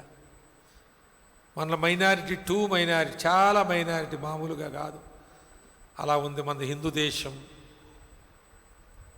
క్రైస్తవులు హిందువులు అవ్వాలి కానీ హిందువులు క్రైస్తవులు కాకూడదని దేశం. మరి ఇక్కడ ఏం జరుగుతుంది అంటే మనము బ్యాక్ స్లైడర్స్గా ఉన్నాము. కాబట్టి సువార్త వ్యాపకం జరగడం లేదు. ఇది ముఖ్యమైన ఆలోచన ఈ రాత్రి. మనము దేవుని కొరకు ఫలము ఫలించువారముగా జీవించడం లేదు. యేసుక్రీస్తు నమ్ముకుని ఆయన్ని ఆరాధిస్తున్నాం, ఆయన వాక్యం చదువుతున్నాం, కొంతవరకు నడుస్తున్నాం, భక్తి చేస్తున్నాం, ప్రార్థన చేస్తున్నాం. కానీ మనం సువార్త చెప్పడం లేదు, ఇతరులకు సువార్త చెప్పడం లేదు. ఫిలిప్పీ పత్రికలో ఒక మాట ఉంటుందండి, చాలా గొప్ప మాటలు 3 ఉంటాయి. 3 మాటలు ఫిలిప్పీ పత్రిక మొదటి అధ్యాయంలో 27, 28 వచనాలు కలిసి ఉంటాయి చూడండి. ఆగండి, మాలో కొందరు బలహీనులు ఉన్నారు, మీ అంత తొందరగా తీయలేం మేము. ఫిలిప్పీలకు రాసిన పత్రిక మొదటి అధ్యాయం 27, 28 వచ్చి కలిసి ఉంటే నేను చెప్తాను చూడండి. 30వ వచనం వరకు నేను 3 మాటలు చెప్తాను ఈ వచనాల్లో. 27, 28లో కలిసిన దాంట్లో సువార్త విశ్వాస పక్షమున పోరాడుచు అనే ఒక మాట. 2వ మాట అదే వచనాల్లో మీరు క్రీస్తు సువార్తకు తగినట్లుగా ప్రవర్తించుట. 3వ మాట 30వ వచనములో ఆయన పక్షమున లేక సువార్త పక్షమున శ్రమపడుట. ఈ 3 మనలో లేవు. ఈ 3 విషయాల్లో మనం వెనకబడి ఉన్నాం, ఖచ్చితంగా వెనకబడి ఉన్నాం. సువార్త విశ్వాస పక్షమున పోరాడుట లేదు. పోరాటం అంటే డిబేట్ చేయమని కాదు దీని అర్థం, డిబేట్లో కూర్చోమని కాదు దీని అర్థం. నీవు రక్షించబట్టకు కారణమైన సువార్త విశ్వాసము ప్రకారము నువ్వు నడవకుండా ఆటంకపరిచే వాటి విషయంలో నువ్వు పోరాడాలి. పోరాడట్లేదు. మా దగ్గర ఒక ఆయన నరసింహారెడ్డి అని ప్రభు నమ్ముకున్నాడు. ఆయన భార్య, ఆయన కొడుకు, వాళ్ళ కూతురుకు ముందే పెళ్లి చేశాడు. ఆమె నిజామాబాద్ ఎక్కడో చేశాడు. ఆమె మొదటి కానుపుకి వచ్చింది ఏడకి. కానుపు అయిన తర్వాత అది ఏమంటారండి 21 రోజు కదా, 21 రోజు ఏదో పురుడు పోస్తారు కదా, అలా అన్నమాట. ఆ రోజు ఆయన అన్నాడు, అన్న మా అమ్మాయి హిందువులుగా ఉన్నాడు, పెళ్లి చేశాను, మరి నేను ప్రభుని నమ్ముకున్నాను, కానీ వాళ్ళ అత్తగారు వాళ్ళు 21 రోజు చేయకపోతే ఊరుకోమంటున్నారు. సరే మనమేమో అలాంటివి మనకు వద్దని మనం అనుకుంటాము, ఆ లెక్కలు మనకు వద్దనుకుంటాం మనం, కానీ వాళ్ళు ఊరుకున్నా లేరు.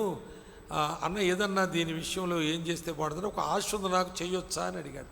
అదేంటంటే వాళ్ళు చెప్పిన ప్రకారం పెడదాం, మనకు లేదు కానీ పెడదాం, వాళ్ళందరికీ సువార్త అందిందాం. నా ధ్యేయం అదే పెట్టుకుంటాను నేను, సువార్త అందిందాం. ఇది క్రైస్తవులు ఈ నాటకం ఆడకూడదు. ఆయన హైందవ కుటుంబం వచ్చినవాడు, ఆ అమ్మాయి వాళ్ళంతా హైందవులు కనుక మనం 21 రోజు చేయడానికి ఈ నాటకాలు ఆడకూడదు. ఏ విధంగానో సువార్త అందించుకోవచ్చు కదా అని ఈ యొక్క మాటలు, లాలూచి మాటలు మాట్లాడకూడదు. కనుక అక్కడ నేను అన్నాను, సరే పెట్టి నరసింహారెడ్డి అన్న మీరు ఏం కాదన్నా, వాళ్ళ మన ఇంటికి వస్తున్నారు, వాళ్ళు మనల్ని ఏం చేస్తారు, ఖచ్చితంగా సువార్త చెప్పండి అన్న, అనుమానం లేకుండా. వాళ్ళు ఏమైనా అనుకుంటారు అనుకోవద్దు, మన ఇంటికి వస్తున్నారు, మనకు భయం ఏంటి అన్నాడు ఆయన. సరే నేను పోయి స్కూటీ వేసుకెళ్ళాను, స్టాండ్ వేసాను. ఆడేదో బ్యాగ్ ఉంటే అది తీస్తున్నాడు. వాళ్ళ అబ్బాయి పరిగెట్టుకొచ్చి ఆ బ్యాగ్ పట్టుకుంటున్నాడు నా చేతిలో. అది అలా చూస్తే మామిడాకులు కట్టున్నాయి దానికి, ఆ ఇంటికి. ఆ బ్యాగ్ ఇస్తూ మామిడాకులు కట్టారా అన్నా నేను. మామూలుగా నేనే అనాలోచితంగా అన్నట్టుగానే అనేసాను. ఈ పిల్లడు బ్యాగ్ పట్టుకుని ముందు వెళ్ళిపోయి నేను స్కూటీ పక్కన పెట్టి వెళ్ళేసరికి ఆ మామిడాకులు లేవు అక్కడ, ఆ గుమ్మానికి. ఇంతలోనే ఏదో ఫ్రాక్షన్ ఆఫ్ సెకండ్స్ అన్నట్టుగా ఈ కుర్రోడు పరిగెట్టుకెళ్ళి, అంకులు మామిడాకులు కట్టారా అన్నారు బాపు అన్నాడట. కొడవలో పట్టుకొచ్చి కోసి పడేశాడు అంతే వాడిని. అంటే ఇక్కడ ఈ మంచి మాట, సువార్త విశ్వాస పక్షమున పోరాటం. అది ఆ విధంగా నువ్వు పోరాడాలి. కానీ ఈ రోజున చాలామంది క్రైస్తవేతర ఆచారములను 4వ అధ్యాయం గలతీ పత్రికలో 4వ అధ్యాయం 8వ వచనంలో మనము దేవుడెవరో ఎరక్క దేవుడు కాని వాళ్ళని దండం పెట్టుకున్నాం. ఇప్పుడు దేవుడెవరో మనం, అక్కడ ఇంకో విశేషమైన మాట ఉంటుందండి. ఏంటి తెలుసా? అది ముఖ్యమైన మాట. మనం దేవుడిని ఎరుగుదాం కానీ అందులో ఏమీ లేదు. ఎందుకంటే దెయ్యాలకు కూడా తెలుసు దేవుడు ఎవరో. దేవుంది నీకు తెలిస్తే ఇంకా అడుగుతున్నాయి కూడా, మనం వణకం. ఏదన్నా మార్కులు అయితే ఆటకేయాలి. కనుక మనము దేవుణ్ణి ఎరుగుడు వాళ్ళం. కానీ విశేషం ఏంటంటే, నేను మిమ్మల్ని ప్రశ్న అయినా, మనం దేవుణ్ణి, మీరందరూ దేవుడిని ఎరుగుదురా? అందరూ ఎరుగుదురు. ఇప్పుడు ఏమని ఎరుగుదురా ఆయన మీరు చెప్పరు, బీరిపోతారు. ఇలాంటి వాటికి చిన్న ప్రశ్న వేసుకోవాలి, చిన్న ఆన్సర్ పెట్టుకోవాలి టక్కన. మనం దేవుణ్ణి ఏమని ఎరుగుదురు? ఆయన్ని మన తండ్రిని ఎరుగుదురు. ఎట్లా తండ్రి అయ్యాడు? చిన్న ప్రశ్న చెప్పండి, వాక్యం ఉంది. ఎలా తండ్రి అయ్యాడు? ఆయన కుమారుడైన క్రీస్తు యేసునందు మన విశ్వాసముంచి ఆయన రక్తములో మనం పరిశుద్ధపరచబడ్డాం కనుక దేవునికి రక్త సంబంధులమయ్యాం. పిల్లలయ్యే అధికారం మనకి వచ్చింది. అది దేవుడి ఇంటి పేరు మనకు వచ్చింది. దేవుడి ఇంటి పేరు ఏంటి? అది అనుమానమే. ఏమండి ఏదో చెప్పారు, క్రిస్టియన్ దేవుడి ఇంటి పేరు. దేవుడు తెలుసు కదా మీకు, తెలుసు. పరిశుద్ధుడని దేవుడు తెలుసా? ఆయన ఎవరు, ఈయనెవరు? ఆయన ఈయన ఒకటేనా? ఆయన ఇంటి పేరు అది. ఏంటది? మర్చిపోకండి అది. అలా నన్ను అన్నేవాడు మీకు గుర్తుండడానికి. ఈ మాట యోహాన్ రాస్తాడు. ఆయన మూలముగా పుట్టిన వారిలో ఆయన బీజము నిలుచును గనుక వారు పాపము చేయజాల. అది పరిశుద్ధత. కనుక దేవుడింటి పేరు పరిశుద్ధ అని మనం అనుకుంటే వాళ్ళ పిల్లల ఇంటి పేరు ఏమవుద్దో, వాళ్ళ పిల్లలింటి పేరు కూడా పరిశుద్ధి. అలా కాకపోతే మన దుర్బీజం, మన మంచి బీజం కాదు. అందుకే మరి విశేషంగా మనం దేవుణ్ణి ఎరుగుతాము, కానీ దేవుడు మనల్ని ఏమని ఎరుగును, అది నీ మనస్సాక్షి చెప్పాలి. దొంగసాటుగా నువ్వు చేసేవి ఎవరికి తెలియకుండా చేస్తావు. సేవకుడు తెలియదు, తోటి విశ్వాసాలు తెలియకుండా చేస్తావేయో, బాగోదు వాళ్ళకి తెలిస్తే అని. మరి దేవుడు తెలిస్తే బాగుంటుందా? పోనీ ఆయన తెలియదా? ఆయన తెలియకుండా ఏమీ చేయలేవు నువ్వు. సేవకునికి తోటి విశ్వాసం తెలియకుండా ఏం చేయకూడదు. ఆయన తెలియకూడదని అని చేసినా తెలుస్తుంది. వీళ్ళకి తెలియకూడదని నువ్వు చేయొచ్చు, వాళ్ళకి తెలియదు. కానీ నువ్వు ఆయన ఎదుట నేరస్తుడివి నీవు. అందువలన మనం ఇతరులకు తెలియకూడదు అన్నది ఎప్పుడు ఏది చేయకూడదు. మనం చాలా ట్రాన్స్పరసీ ఉండాలి. కాన్ఫరెన్సీగా ఏంటండి, కాన్స్పరసీ కాదు, ట్రాన్స్పరెంట్గా ఉండాలి మనం. వినండి జాగ్రత్తగా. ఆ విధమైనటువంటి తేట తెల్లమైన అరమరికలు లేని క్రైస్తవ జీవితం మనం జీవించాలి. అది దేవుడిని అది విశేషం. దేవుడు మనకు తెలియడం కాదు, దేవుడికి మనం తెలిసి ఉండాలి. ఏమని తెలుసున్నాం అనేది క్లియర్గా ఉండాలి మన దగ్గర. దేవా నువ్వు నన్ను ఎరుగుదువు కదా, నేను యథార్థవంతుడు నువ్వు ఎరుగుదువు కదా అని చెప్పగలగాలి. నేను పరిశుద్ధంగా నన్ను ఎరుగుదువు కదా అని ప్రార్థన చేయాలి. ప్రభు స్తుతించాలి, ఆయన చెప్పుకోవాలి మనం. ప్రభు నేను విశ్వాస విషయంలో ఎన్నో పరీక్షల్లో ఉన్నా నిలబడుతున్నానని వెరుగుదువు కదా. ఇలాంటి మాటలతో ఒక ప్రార్థన చేయండి రోజుకోసారి. ఇంకేం అడగొద్దు ఆయన్ని, నువ్వెరుగుదువు కదా, నువ్వెరుగుదువు కదా, నువ్వెరుగుదువు కదా అని బుకాయించకండి. మళ్ళా ఆయన యథార్థంగా ప్రార్థన, అంతే ప్రార్థన, ఆమేన్ అని చెప్పాలి మనం. ఇలాంటి ప్రాక్టీస్ చేయాలి. ఆ వాడుక ప్రార్థనలు పక్కన పెట్టి అప్పుడు మనము నిజంగా ఆయనతో కలిగి ఉండే బంధాన్ని రోజు స్థిరపరచుకుంటుంటాం. సరే, ఇంతకీ నేను చెప్పేది అది కాదు, అది ఇంకో ప్రసంగమైంది. ఆ తర్వాత 9వ వచనంలో అలాగ మీరు ఆయన చేత విశేషంగా ఎరగబడి ఉన్న మీరు ఇప్పుడు బలహీనమైనవి నిష్ప్రయోజనమైనవి. చెప్పండి, వాస్తులు బలహీనమైనయా కాదా, నిష్ప్రయోజనమే కాదా? మేము చర్చి కట్టేటప్పుడు ప్లాన్ ఇమ్మన్నాను ఇంజనీర్ని. ఆయన ఇంజనీర్ ప్లాన్ ఇచ్చాడు. ప్లాన్ ఇస్తే దానికి ఉల్టా కడుతున్నాను నేను. గేట్ ఇటు పెట్టొద్దు అన్నాడు. ఆ దారిలో మాకు ఈది పూట ఏదో ఉంటుంది కదా, అలాంటిది అటు పెట్టొద్దు అన్నాడు. నేను ఇదేంటి ఇది ఎప్పించేది, స్ట్రైట్గా వచ్చి లోపలికి వెళ్ళిపోవాలి కానీ గేట్ అక్కడ పెట్టాలి సార్ అని ఇలాగెళ్ళి అలా జరగడం ఈ గొడవ అంతా ఎందుకని నేను స్ట్రైట్గా పెట్టాను. మెట్లు ఇటెక్కి ముందు ఇలా ఎక్కి ఇలా ఎక్కకూడదట, ఫస్ట్ స్టైర్ ఇటు ఉండకూడదట, ఇటుండి ఇటుంటే పర్లేదంట వాస్తు ప్రకారం అన్నట్టుగా ఆయనకు నేను ఉల్టా కడుతున్నాను. అప్పుడు అన్నాడు ఆయన, ఏంటి ఇలా కడతానేంటి అన్నాడు. అంటే అదేనండి ఇలాగే బాగుంటుంది కదా అన్నాను.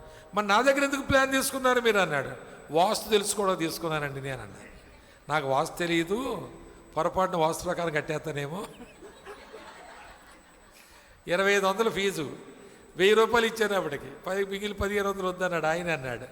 కానీ నేను రాను సార్ ఇక్కడికి, ఏమనుకోవద్దు, నేను చేతగాని నేను అనుకుంటారు అందరూ, నన్ను గిరాకులు రావు నాకు అన్నాడు. సరే మంచిది సార్ అన్నాను. సరే మొత్తానికి సలహాలు ఇచ్చేవాడు ఫోన్లో. విషయం ఏంటంటే అక్కడ నిష్ప్రయోజనమైనవి అవి ఇంకో మాట ఏముందండి, బలహీనమైనవి. బలహీనమైనవి అంటే నిన్ను బలహీనపరిచేవి అవి అర్థం. అవి నిష్ప్రయోజనం, దాన్ని అలా చేయడం వల్ల నీకేం మేలు లేదు, కానీ చేస్తున్నావు అవన్నీ నువ్వు. చెప్పండి, పుట్టెంటుకలు నిష్ప్రయోజనమయ్యా కాదా, బలహీనమైనయే కాదా? అన్నప్రాసలేంటి అవే కాదా? అక్షరాభ్యాసాలేంటి అవి? పాత జీవితంలోని దేవుడెవరో ఎరగని కాలంలో దెయ్యానికి మొక్కినట్టుగా మళ్ళీ అవి చేస్తున్నాం కదా మనం, అవన్నీ అవే కదా. దినాలు ఏమంటారండి, పేరు మారుతాం మనం, చాలా తెలివైన వాళ్ళు. అదేం కృతజ్ఞత కాదమ్మా, జ్ఞాపకార్థ కోటం. జ్ఞాపకార్థ కోటం. మరి అమ్మగారు చెప్పింది కరెక్టే, ఎందుకంటే బాగా తింటాం కదా, ఆ రోజు పెడతారు కదా. జ్ఞాపకార్థ కూడా పేరు మార్చాం, చేసేది దినాలే, లెక్కల వల్ల అవి. కనుక మీరు దినములు గూర్చియు ముందు, తర్వాత చదవండి, మాసములు గూర్చియు, ఉత్సవ కాలములు గూర్చియు, సంవత్సరములు గూర్చియు మీరు ఆచరిస్తున్నారు. ఆ తర్వాత అంటాడు ఆయన, నేను పడిన కష్టం ఏంటి, ఆయన ఏం కష్టం పడ్డాడు? ఇలాంటివన్నీ వద్దురా బాబు, మనకు మంచిది కాదురా, దేవునికి మహిమ కాదురా, మళ్ళా నువ్వు ఇందులో ఉన్నావు, అందులో ఈ పేర్లు మార్చి అలాగే చేస్తున్నావు, నువ్వు దినాలు అయ్యే లెక్క పెడుతున్నావు. మా నాయనగారు చనిపోయినాడు, సంవత్సరం పోయి సంవత్సరేకం చేసి పిండా కూడి పెట్టినట్టుగా అందరిని పిలిచి భోజనాలు పెడుతున్నావు. దాన్ని కృతజ్ఞత కూటం ఏమన్నారమ్మా, జ్ఞాపకార్థ కూటం అన్నావు. ఒరే దౌర్భాగ్యుడా, అది మనకు తగదరా అని చెప్పి మీ ఇంటింటి తిరిగి చెప్పాను, కానీ నా కష్టము వ్యర్థమైపోయింది. అలాగ మనం చేస్తున్నాం చాలాసార్లు. దేవుడు మనల్ని ఏమని ఎరుగును, నా పేరు మీదే చేస్తున్నారు కానీ నాకు వ్యతిరేకంగా చేస్తున్నారు. ఏమండి, వాస్తు ప్రకారం ఆ వేదాంతిని, ఆ పంతులు పట్టుకుని ఇల్లు కట్టించుకుని అంత అయిపోయాక పాస్టర్ గారు వచ్చి, మెయిన్ గేట్ ఈయన, వంటగది ఆమె, ఈ పక్కన ఈయన, ఈ పక్క ఈ రూమ్ ఆయన, డబల్ రూము. ఏంటండి ఈ వేషాలన్నీ? సువార్త విశ్వాస పక్షమున పోరాడాలను అవి మాకేం ఉండవండి. అలాంటివి మా చర్చిలో 95, 6, 7, 8% ఎరాడికేట్ అయినవండి. అలాగే ఉండవు, అందుకే నాకు ఇన్కమే ఉండదు. గిఫ్ట్లు ఇస్తారు కదా, అలాంటప్పుడు ఇస్తారా? ఇంటి ఓపెనింగ్ ఎంతో, అదో పండక్కి, పుట్టినరోజులకి, చచ్చిన రోజులకి, జ్ఞాపకార్థ కోటాలకి ఏం ఉండవు నాకు. వాళ్ళు బాగున్నారు, చాలా ఆశీర్వించబడ్డారు, నేను ఆశీర్వించబడ్డాను. వాళ్ళు అన్నారు 3,000 తెచ్చి ఇచ్చారు వట్టిగానే, అదే పుట్టినరోజులో ఇంటికి కత్తిరించడం కాదు, వట్టిగానే ఇస్తే. నేను అన్నాను ఏంటంటే, ఏముంది సారు, మేము సంవత్సరం గొర్రెలను కోసి దుర్గమ్మ చేసేటప్పుడు ఇంకెన్ని వేలు అయ్యాయి సార్ మాకు, ఈ 3,000 ఇవ్వడానికి మా కష్టం. అగరబత్తి కూడా అంటించుడు లేదు సార్, 3,000 ఇవ్వడం తక్కువే సార్, ఇంకా మీకు అంతించ. చూసారా, ఏం పండగలేవి లేవు. కనుక ఆ విధమైన ఆత్మ సంబంధమైన జీవితం మనం జీవించడం లేదు. మనం సువార్త విశ్వాస పక్షమున పోరాడతా లేదు. మాకు అవేమి ఉండవండి, అవి మేము చెయ్యం. అవి చేసేవాళ్ళం, కానీ అవి బలహీనమైనవి, నిష్ప్రయోజనమైనవి, మేము చెయ్యం. ఎక్కడ చెప్తున్నారు? నేను చెప్పాను కదా, పిల్లలకు ప్రార్థన చేస్తుంటే ప్రార్థన అయ్యేసరికి ఉయ్యాల తొట్టుంది కింద, ఈ టేబుల్ తీసేశారు ఆ ప్రార్థనలో.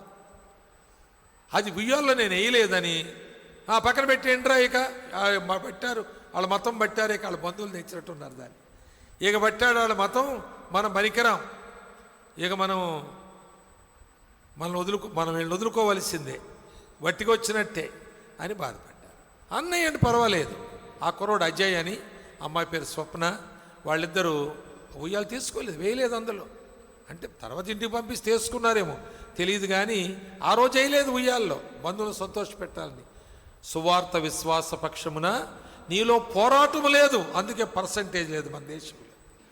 అందుకే రక్షణ పొందిన వారి పర్సంటేజ్ చాలా వీక్గా, చైనా కంటే హీనంగా ఉందా అనిపిస్తుంది. బాధాకరమైన విషయం. విలియం కేరీ మన దేశం వచ్చాడు, ఆయన ఎక్కడో చెప్పులు చేసి ఆయన ఉప్పు లాంటి వాడు, చెప్పులు బాగు చేసుకునేవాడు ఆయన. ఏమండి, బాగు చేసాడు, కాపులర్ అంటారు కదమ్మా ఆయన. మరి ఆయన 1793లో వచ్చాడు మన దేశం. వచ్చి సిరంపూర్ ఆ ప్రాంతంలో దిగి అక్కడ నానా పాటలు పడ్డాడు. భార్య పెచ్చిదయింది, కొడుకు చచ్చిపోయాడు, కప్పెట్టుకున్నాడు, భార్య చచ్చిపోయింది, ఆమెను కప్పెట్టుకున్నాడు. ఆయన మన దేశానికి అచ్చు యంత్రం తెచ్చాడు. సినిమాలు చూసారా? ఆయన సినిమాలు ఉంటాయి కదా, చూసారా విలియం కేరీది? మన దేశానికి అచ్చు యంత్రం తెచ్చినోడు ఆయన, ప్రింటింగ్ మెషిన్ తెచ్చినోడు ఆయనే. ఇప్పుడు మన దేశానికి న్యూస్ పేపర్ ఎవరు స్టార్ట్ చేశారు? ఆయనేనా? పోస్టల్ డిపార్ట్మెంట్ ఎవరు స్టార్ట్ చేశారు? ఆయనేనా? బ్యాంకింగ్ ఎవరు స్టార్ట్ చేశారు? ఆయనేనా? ఏమండి ఇవన్నీ ఎంత ఆయన చెప్పులు చేసుకునేవాడు, చెప్పులు కుట్టుకునేవాడు. I'm not a shoe maker, I'm just a cobbler అన్నాడు ఒకసారి మీటింగ్లో అన్నాడని చెప్పారు ఒకసారి, ఎక్కడో ఈ చరిత్రలో ఎక్కడో ఉంది. కాబట్టి ఉప్పు పెద్ద విలువ ఏమీ లేదు, కానీ ఉపయోగం ఎంత గొప్ప చెప్పండి. వితంతు వివాహాలు ప్రోత్సహించలేదా? సతీ సాగమనం రూపుమాపలేదా? శిశు వివాహాలను ఆపలేదా? శిశు బలులను ఆపలేదా? ఆయన బెంగాలీ భాషకు లిపి లేకపోతే కనిపెట్టలేదా? ఆయన రాయలేదా? దాని సంస్కృతంలో తర్జుమా చేయలేదా? వాటి డిక్షనరీలు కనుగొనలేదా? ఏంటండి అసలు? ఇంగ్లాండ్ వాళ్ళు వచ్చి మన దేశాన్ని పాడు చేసేసారని మనోళ్ళు గోల పెడతారు. ఆ గోల పెట్టేటాడు William Carey photo poster stamp మీద వేశారు. ఆ గోల పెట్టేవాడే. ఆయన కాదనలేకపోయారండి మన దేశం, ఎవరినేమన్నా కానీ ఆయన కాదనలేకపోయారు. ఈరోజు సిరంపూర్ బైబిల్ యూనివర్సిటీ ఆయన స్థాపించింది కదా. దేశంలో ఏ బైబిల్ ఇన్స్టిట్యూషన్ అయినా దానికి ఎఫిలియేట్ అయి ఉంటే దాని విలువ వేరు. అలా లేదా? ఒక్కడండి చెప్పులు చేసుకునేవాడు. ఉప్పు కరిగిపోయాడు, కలిసిపోయాడు, కనబడకుండా పోయాడు. కానీ మన దేశంలో ఇంకా ఈ బ్యాంకింగ్, పోస్టల్ డిపార్ట్మెంట్, వార్తాపత్రికలు, ప్రింటింగ్ మిషన్లు ఎంత విపరీతంగా ఉన్నాయండి దేశమంతా. ప్రతి దాంట్లో ఆయన చూడమా మనం? అలాంటి ఒక్క జీవితం, ఇది ఒక్క జీవితమే, విలియం కేరీది ఒక్క జీవితమే, దాన్ని వాడుకున్నాడు. నీ జీవితం ఒక్క జీవితం, నీ కొరకే ఎదగడం, నీ కొరకే ఫలించడం, నీ కొరకే. మొత్తం ఫలింతావు, నువ్వే తినేస్తావు, లేకపోతే ఎక్కుతిక్కలైతే జ్ఞాపకం చేసుకో, దాచిపెట్టుకుంటావు, గొడవలసు కట్టుకుంటావు, నాకుందంటావు, మేడ మీద మేడ కడతావు, ఇదమ్మేసి అది కొంటావు, అదమ్మేసి ఇది కొంటావు. ఏంటి బతుకు? కుష్ఠోగుల కంటే హీనంగా బ్రతుకుతున్నామా మనం? చెప్పండి. హడ్సన్ టైలర్ చైనా వెళ్ళి 2 సంవత్సరాలు సేవ చేసి, ఆయన డాక్టర్ గారే కదండి, డాక్టర్ గారే అంతా మానేసి విడిచిపెట్టి చైనా మీద భారంతో, చైనా మిషన్ ఉండేది, ఇండియా మిషను, చైనా మిషను, ఇలాంటి మిషన్స్ ఉన్నాయి, ఇప్పటికి కూడా ఉన్నాయి. అయితే చైనా వెళ్ళి భార్య పిల్లలు ఇక్కడే ఉన్నారు. ఆయన వెళ్ళి 2 సంవత్సరాలు నాకు వచ్చాడు అటు తిరిగి వచ్చి. అప్పుడు చైనా మిషన్ వారు ఆయన వచ్చిన సందర్భంలో మీటింగ్ పెట్టో టౌన్లో పెద్ద హాల్లో అందరిని ఆహ్వానించి ఆయన సాక్ష్యం ఇప్పిస్తే, సాక్ష్యం ఇచ్చాక ఆయన అన్నాడంట, మరి నేను చైనా మళ్ళీ వెళుతున్నాను 2 months తర్వాత, ఎవరైనా నాతో రాదలిస్తే తప్పకుండా నేను తీసుకెళ్తాను. నేను ఒక్కడిని అయిపోయాను, నాకు ఎవరైనా ప్రేయర్ పార్ట్నర్ ఉన్నా, సువార్తలో సహకరించే వాళ్ళు ఉన్నా బాగుంటుంది. కొన్నిసార్లు దుఃఖం వస్తే నేను ఒక్కడిని నేర్చుకున్నాను, అలాగే ఎవరైనా నేను మీద పడి ఆడడానికి సహోదరులను వస్తారా అని ఆయన అడిగితే, చాలాసేపు అడిగితే రాలేదు, కూర్చున్నాడు. ఆ చైర్మన్ గారు అడిగారు, మరి మీటింగ్ క్లోజ్ చేస్తున్నాం, if anybody is there to come forward to go along with Hudson Taylor to China, please come forward అని ఆయన ఊరికి అనౌన్స్ చేస్తుంటే, ఓ కుంటే ఆయన వస్తున్నాడట, కర్ర పట్టుకుని ఇలా కుట్టుకుంటూ వస్తున్నాడట. సార్ నేను వెళ్తానన్నాడట. అంటే నువ్వు పనికిరావయ్యా, నువ్వు కుంటే ఆయనవి, అక్కడ గవ్వుకుని దాక్కోవాలి, పారిపోవాలి, కనబడకూడదు, చైనా వాళ్ళు కొట్టేస్తారు, లోపల వేస్తారు, సువార్జీవి ఒప్పుకోరు. హడ్సన్ టైలర్ గారు ఎలాగోలాగా సర్వైవ్ వచ్చాడు. మళ్ళీ అలా కొంచెం యాక్టివ్గా ఉన్న వాళ్ళు కావాలి, ఎడ్యుకేటెడ్ కావాలి, అట్లా ఎన్నో చెప్తే వెనక్కి వెళ్ళిపోయి కూర్చున్నాడు. మళ్ళీ తర్వాత మళ్ళా ఇంకో టౌన్లో మీటింగ్ పెట్టారంట. మరి అక్కడ కూడా ఈయన ఆల్ట్రకాలు ఇచ్చాడు, నాకు కూడా ఎవరిని వస్తారంటే ఎవరు రాలేదు, కూడా ఎవరు రాలేదు, లేవలేదు.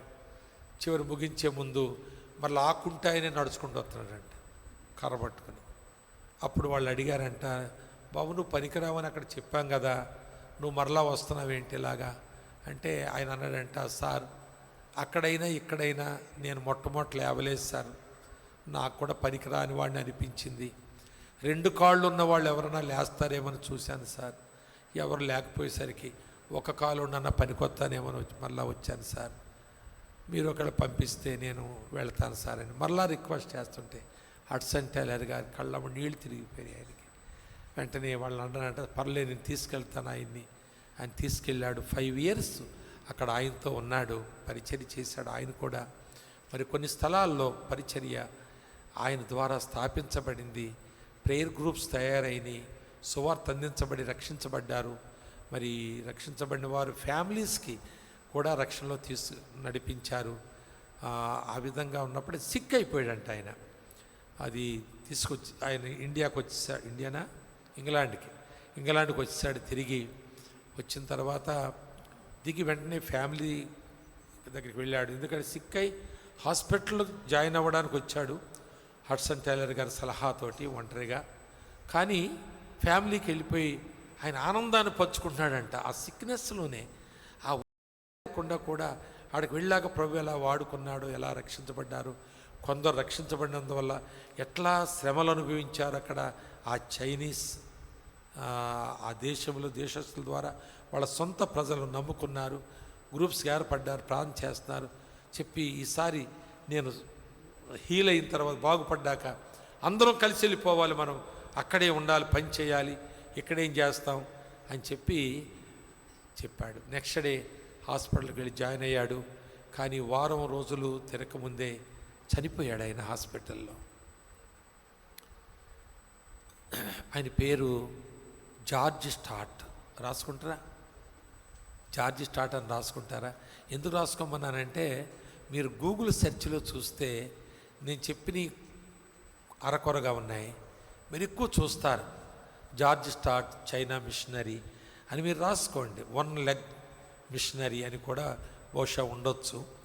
జార్జ్ స్టార్ట్ GEORGESTOTT అనుకుంటా. జార్జ్ స్టార్ట్ అని రాసుకోండి. ఆయన మీరు గూగుల్ సెర్చ్లో చూడండి. ఆయన గురించి తప్పకుండా చాలా హిస్టరీ మీరు చూస్తారు అందులో. అయితే ఆయన భార్య వచ్చిందంట, సార్ మా ఆయన గారు చనిపోయారు, మీరు మమ్మల్ని ఆదరించారు, బాగానే ఉంది, కానీ మా ఆయన గారు మాకు ఒక మాట చెప్పారండి చైనా నుంచి వచ్చిన ఫస్ట్ డే. అది ఏమంటే నేను బాగయ్యాక అందరం కలిసి వెళ్దామన్నాడు. ఒకవేళ బాగయ్యాక మీకు ఒక రిక్వెస్ట్ పెడదామనుకున్నాం ఫ్యామిలీతో వెళ్ళడానికి, ఇప్పుడు ఆయన లేడు కాబట్టి మేము వెళతామంటే, నువ్వు ఆడమనిషివమ్మ, మీ పిల్లలు చదువుకుంటున్న కల్చర్ వేరు, లాంగ్వేజ్ వేరు, ఆ స్కూల్స్ వేరు, నీ పిల్లలకి ఏం భవిష్యత్తు ఉండదు అక్కడ, నువ్వు స్త్రీగా నువ్వేమి చలాయించలేవు అక్కడ, కనుక వద్దమ్మా, లైఫ్ లాంగ్ మేము ఇక్కడ పోషిస్తాం, చైనా మిషన్ నుండి నీకు అన్నీ ప్రొవైడ్ చేస్తాం, నువ్వు వర్రీ కాకు, మా మధ్యలో ఉండు అంటే, లేదండి మా ఆయన గారు మేము కలిసి ప్రార్థనలో తీర్మానం చేసుకున్నాం చైనా వెళ్ళిపోవాలని, పంపించండి. ఆయన కూడా మీరు అట్లానే అన్నారు వెళ్ళొద్దని, ఆయన పని చేయలేదా, వెళ్ళి పనికి రాలేదా, మరి దేవుడు వాడుకోలేదా, నన్ను కూడా వాడుకుంటాడు సార్ అని ఇంటి చుట్టూ తిరిగినట్టుగా ఆ చైర్మన్ గారిని అడిగినప్పుడు, మరి హడ్సన్ టైలర్ గారి సలహాతో మరి వాళ్ళని మళ్ళీ చైనాకి తీసుకెళ్ళారు. ఆమె అక్కడ 20 years తన పిల్లల చదువులు పట్టించుకోలేదు, తను ఒక స్త్రీగా నేను ఏం చేయగలని పట్టించుకోలేదు, ఆడికి వెళ్ళి సువార్త సేవ చేసింది. 20 సంవత్సరాలు అక్కడే ఉండిపోయింది. ఆ పిల్లలు ఏం చదువుకున్నారు, ఏమయ్యారో తెలియదు. అంతా మీరు సెర్చ్ చేయండి, మీరు చూసుకోండి, నేను చెప్పలేను, నాకు అంతవరకు నేను తెలుసుకోలేదు. కనుక ఈ రాత్రి నీ లోపల సువార్త విశ్వాసపక్షముగా పోరాడడానికి 1 కాళ్ళ 2 కాళ్ళ చదువు ఉందా, చదువు లేదా, నీ ఉద్యోగం ఏదో ఉంది, ప్రమోషన్ వచ్చేలాగుంది, లేక గ్రూప్ 1 రాస్తే అది వచ్చేలాగుంది, లేక ఇది చేస్తే అది సాధించవచ్చు, ఈ ఆలోచనలన్నీ నిన్ను బంధించినాయి, తాళ్ళు గొలుసులు పెట్టి బంధించినాయి. నీ కాలు లేదు, నువ్వు స్త్రీవి, నీ పిల్లలు వాళ్ళ చదువు ఉండదు, వాళ్ళ భవిష్యత్తు ఉండదు, ఇవన్నీ నిన్ను బంధించినాయి. ప్రియులారా, ఒకవేళ నీవు ప్రభు పని కొరకై లేస్తే వెళితే ఆ విశ్వాసపక్షముగా పోరాడుట. 2వ మాట ఏముందండి ఇక్కడ, మీరు క్రీస్తు సువార్తకు తగినట్లుగా ప్రవర్తించుట, పోరాడుట, ప్రవర్తించుట, ఆ తరువాత ప్రయాసపడుట, 3వ మాట శ్రమపడుట, ప్రయాసపడుట. ఈ 3 నేను ఒక మీకు గుర్తుండడం కొరకు ఒక ప్రాసలో చెప్పినట్టున్నాను. మీరు పోరాడాలి, మీరు ప్రవర్తించాలి, మనము ప్రయాసపడాలి. ఈ 3 మనలో ఉంటే మన దేశంలో పర్సెంటేజ్ పెరుగుద్ది. ప్రియులారా, 2 కావాలంటే రావు మనకి. సుఖము కావాలి, సువార్త చెప్పాలంటే కుదరదు. నేను ఈ రోజున నిన్నటి దినాన్న పిఎస్ స్వామి గారికి కరిమేలు బోధ ఏంటంటే అది సుబోధ, కరిమేలు సుబోధ అని ఒక గ్రూప్ ఉంది, చాలా పెద్ద గ్రూప్ ఉంది. ఆ గ్రూప్లో అందరూ పాస్టర్లు ఉంటారు. నన్ను అడ్మిన్ ఉండమని ఎప్పుడు అడిగారు. అంటే ఏదన్నా పంపిస్తుండన్నా మీరు ఒక మాట అని. నేను ఎక్కువేం పంపించలేదు, కానీ నిన్నటి దినాన ఒక మాట నాకు గుర్తొచ్చి పంపించాను. అదేంటంటే దేవుని సేవకులు సుఖమును సరిపెట్టుకోవాలి, శ్రమలను సహించాలి అని పంపిస్తే నా ఫోన్ నిండా దండాలే ఉన్నాయి ఇప్పుడు వాళ్ళే. దాన్ని ఏమంటారంటే దాన్ని తీసేలాగా చస్తున్నాను నేను వాటిని. అందరూ దండాలు పెట్టారు. అది పెట్టి నిజంగా మనము సువార్త పక్షముగా ప్రయాసపడుట, సుఖమును మనం సరిపెట్టుకోవాలి. చాలు, ఇది చాలు, అది ఉంటే బాగుండు, కానీ లేకపోతే ఏమైంది, చాలు సరిపోయింది. సుఖమును సరిపెట్టుకోవాలి. తర్వాత శ్రమలను సహించాలి. నీకు సువార్త మనసుంటే, ఇతరులకు నువ్వు చెప్పాలనే మనసు నీకుంటే నువ్వు ఇలాగ జీవిస్తావు. ఇలా జీవించినప్పుడు అనేకులకు రక్షణ సువార్త నీ వల్ల అందుతుంది, రక్షించబడతారు. మన దేశంలో పర్సెంటేజ్ పెరుగుతుంది. మరి మనకంటే వెనకాల ఎంతో వందల సంవత్సరాల తర్వాత మనకు 52లో సువార్త వచ్చింది. 1565లో కొరియాకు సువార్త ఏంటండి ఫిలిప్పీన్స్ సువార్త వెళ్ళింది. 1770లో చైనాకు సువార్త వెళ్ళింది. 1818లో కొరియాకు సువార్త వెళ్ళింది. ఇలాగ ఎన్నో ఉన్నాయి, నాకు జ్ఞాపకం ఉన్నాయి చెబుతున్నాను, కానీ ఎన్నో స్టాటిస్టికల్గా పెద్ద లిస్ట్ ఉంది దానికి. ఏ దేశానికి సువార్త వెళ్ళిందో, ఎంత పర్సెంట్ ఉందో. అన్ని దేశాల కంటే ముందు మన దేశానికి సువార్త వచ్చింది, కానీ మన పర్సెంటేజ్ అన్ని దేశాల కంటే తక్కువ కనిపిస్తూ ఉంది. కారణం ఏంటంటే మనము ఈ మూడింటి విషయంలో వెనకబడి ఉన్నాం. సువార్త చెప్పడం అనే విషయంలో మనం వెనకబడి ఉంటే మనము స్వార్థపరులమని అర్థం. కుష్ఠరోగులు అంటున్నారు మనం చేయు పని మంచిది కాదు. ఇది శుభవర్తమాన దినము. మనము ఇక్కడ ఉండనేలా ఇది తెలియచేయకుండా ఉండడం ఏంటి, ఇది ఏమి న్యాయము అని కుష్ఠరోగులు అనుకుంటుండగా క్రైస్తవులు అనుకోలేకపోతున్నారు.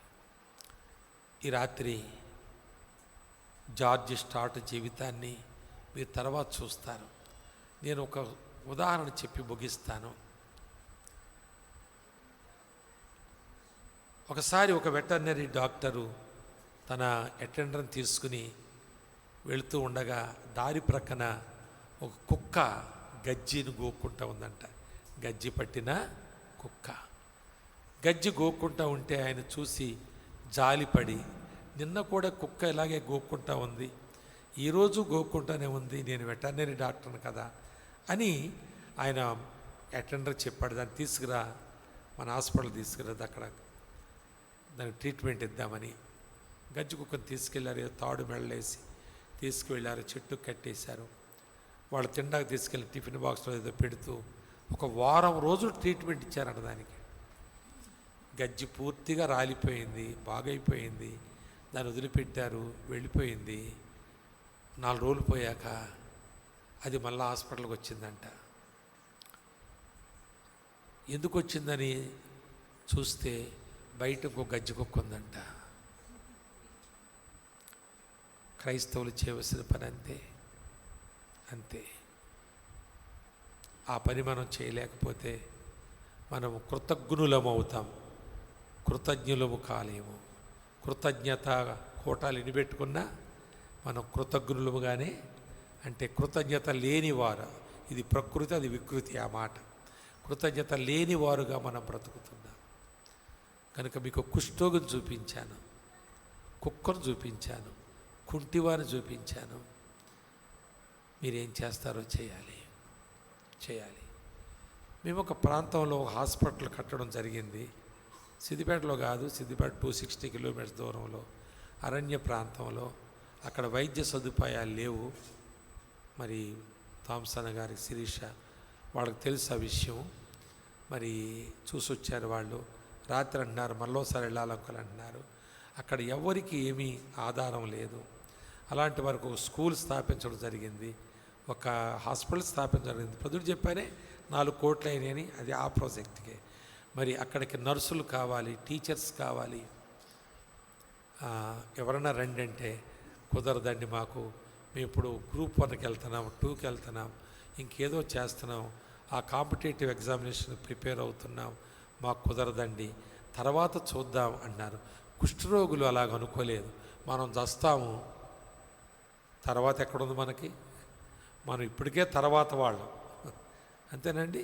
మనం నిన్నటి వారము, ఈరోజు తర్వాత వారం మనం, అంతే. ఇప్పుడు తర్వాతలోనే ఉన్నాం మనం, ఇంకా తర్వాత చూడడం ఏంటి? కాబట్టి రండి ఎవరన్నంటే ఇన్ని వంకలు చెప్తున్నారు, మాకు రావాలని ఉందా కానీ అంటున్నారు.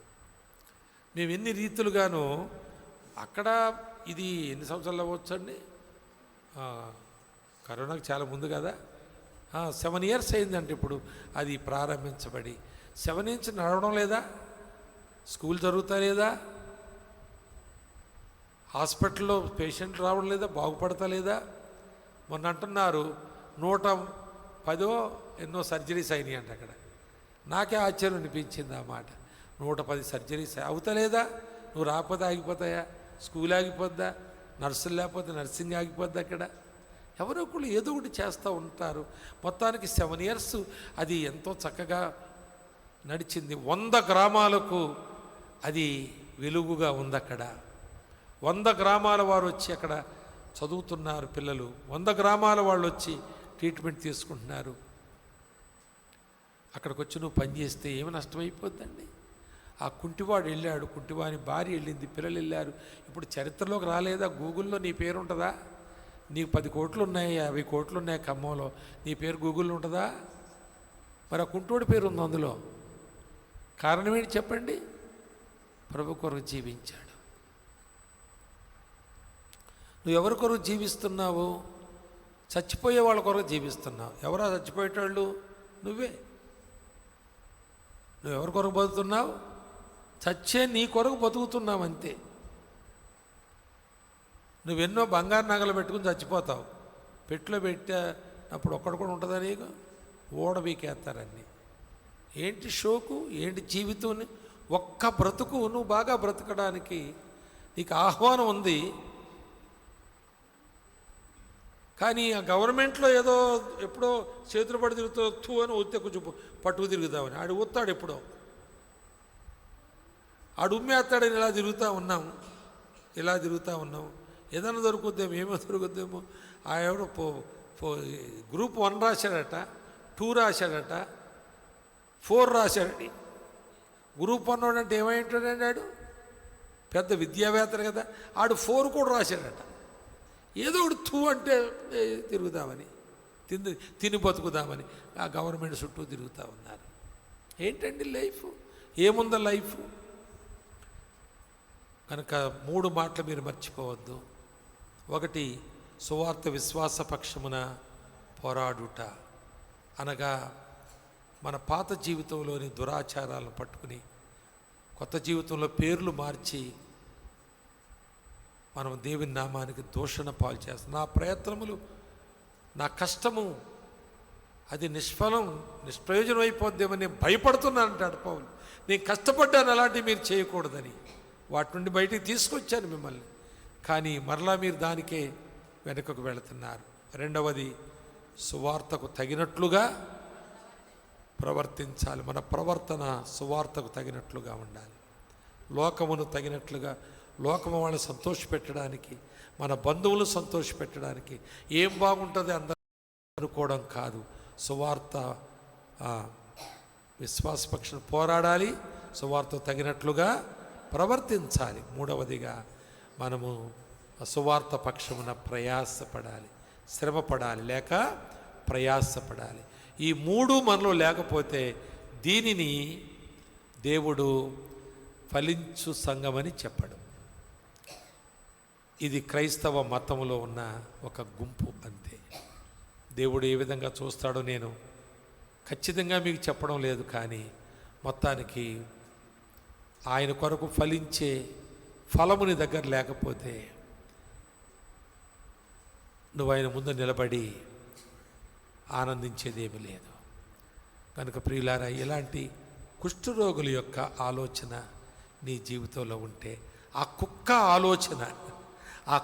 ఆలోచన నేను రోడ్డు పక్కన గజ్జి పట్టి గోక్కుంటుండగా ఒక పుణ్యాత్ముడు ఆ దారిని పోతున్నను చూసి బాగు చేశాడు, అలాంటి పుణ్యాత్ముడు నీకు చూపిస్తాను రా అని ఇంకా దానిలా గోక్కుంటున్న గజ్జి కుక్కను తెచ్చి హాస్పిటల్ తీసుకొచ్చి డాక్టర్ గారు చూపించిందండి.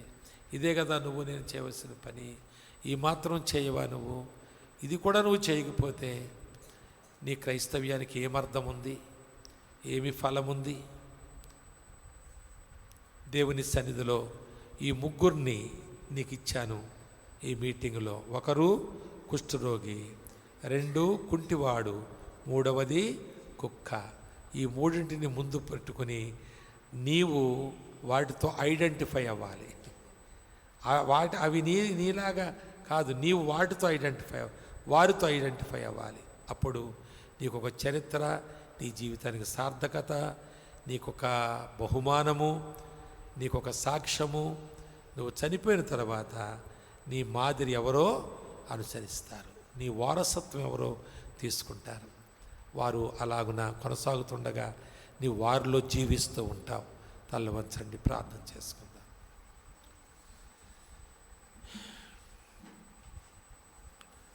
ప్రియులారా, మనలను ప్రభు దర్శించాడు అనడంలో అనుమానం లేదు. నీవు ఒకవేళ ఆ దర్శనమును పొందుటకు నీవు సిద్ధంగా లేక పోగొట్టుకున్నావేమో, కానీ నీవు ఆసక్తిగా ఉంటే ఈ వాక్యములో నుండి నువ్వు పొందిన ఈ దర్శనం నీ దీవెన కొరకు దేవుడు అనుగ్రహించాడు. ఇక మీదట అని నువ్వు ప్రార్థన చేయి. ప్రభువా, ఇంతవరకు నేను కుక్కను కాదు, కుంటివానిలాగా కాదు, ఆ కనీస కుష్ఠరోగి వలన కూడా కాదు, ఇంతవరకు అయ్యింది ఏదో అయ్యింది. ఇప్పటికైనా ఆ కుష్ఠరోగుల యొక్క మనస్సు, ఆ కుక్క యొక్క మనస్సు, ఆ కుంటివాని యొక్క మనస్సు, ఆ త్యాగములు, ఆ సమర్పణ కలిగి నేను జీవించడానికి ఆశిస్తున్నాను. నన్ను నడిపించు ప్రభువా అని నీవు ఆశిస్తే దేవుడు తప్పకుండా నిన్ను వాడుకుంటాడు. ఒకటే జీవితం, అది ఆయన కొరకు ఫలించుటకు. మృతుల్లోంచి లేచిన క్రీస్తుని వేరొకని మనం చేరుకున్నాం. మన రక్షణకు కారణమదే. మనం క్రీస్తునందు మనం ఉండడానికి కారణమదే. మన కొరకు మనం బ్రతుకుట కొరకు కాదు. ఇక మీదట మన కొరకు మృతి చెంది తిరిగి లేచిన క్రీస్తు నిమిత్తమే జీవించదము. ఈ మాట నీకు ఆక్షేపణగా ఉందా? నీ జీవితమే ఆక్షేపణగా మారిపోద్ది, జాగ్రత్త. ఈ మాట నీకు శిరోధారంగా ఉందా? నీకు కిరీటం దొరుకుతుంది, అది నిశ్చయం.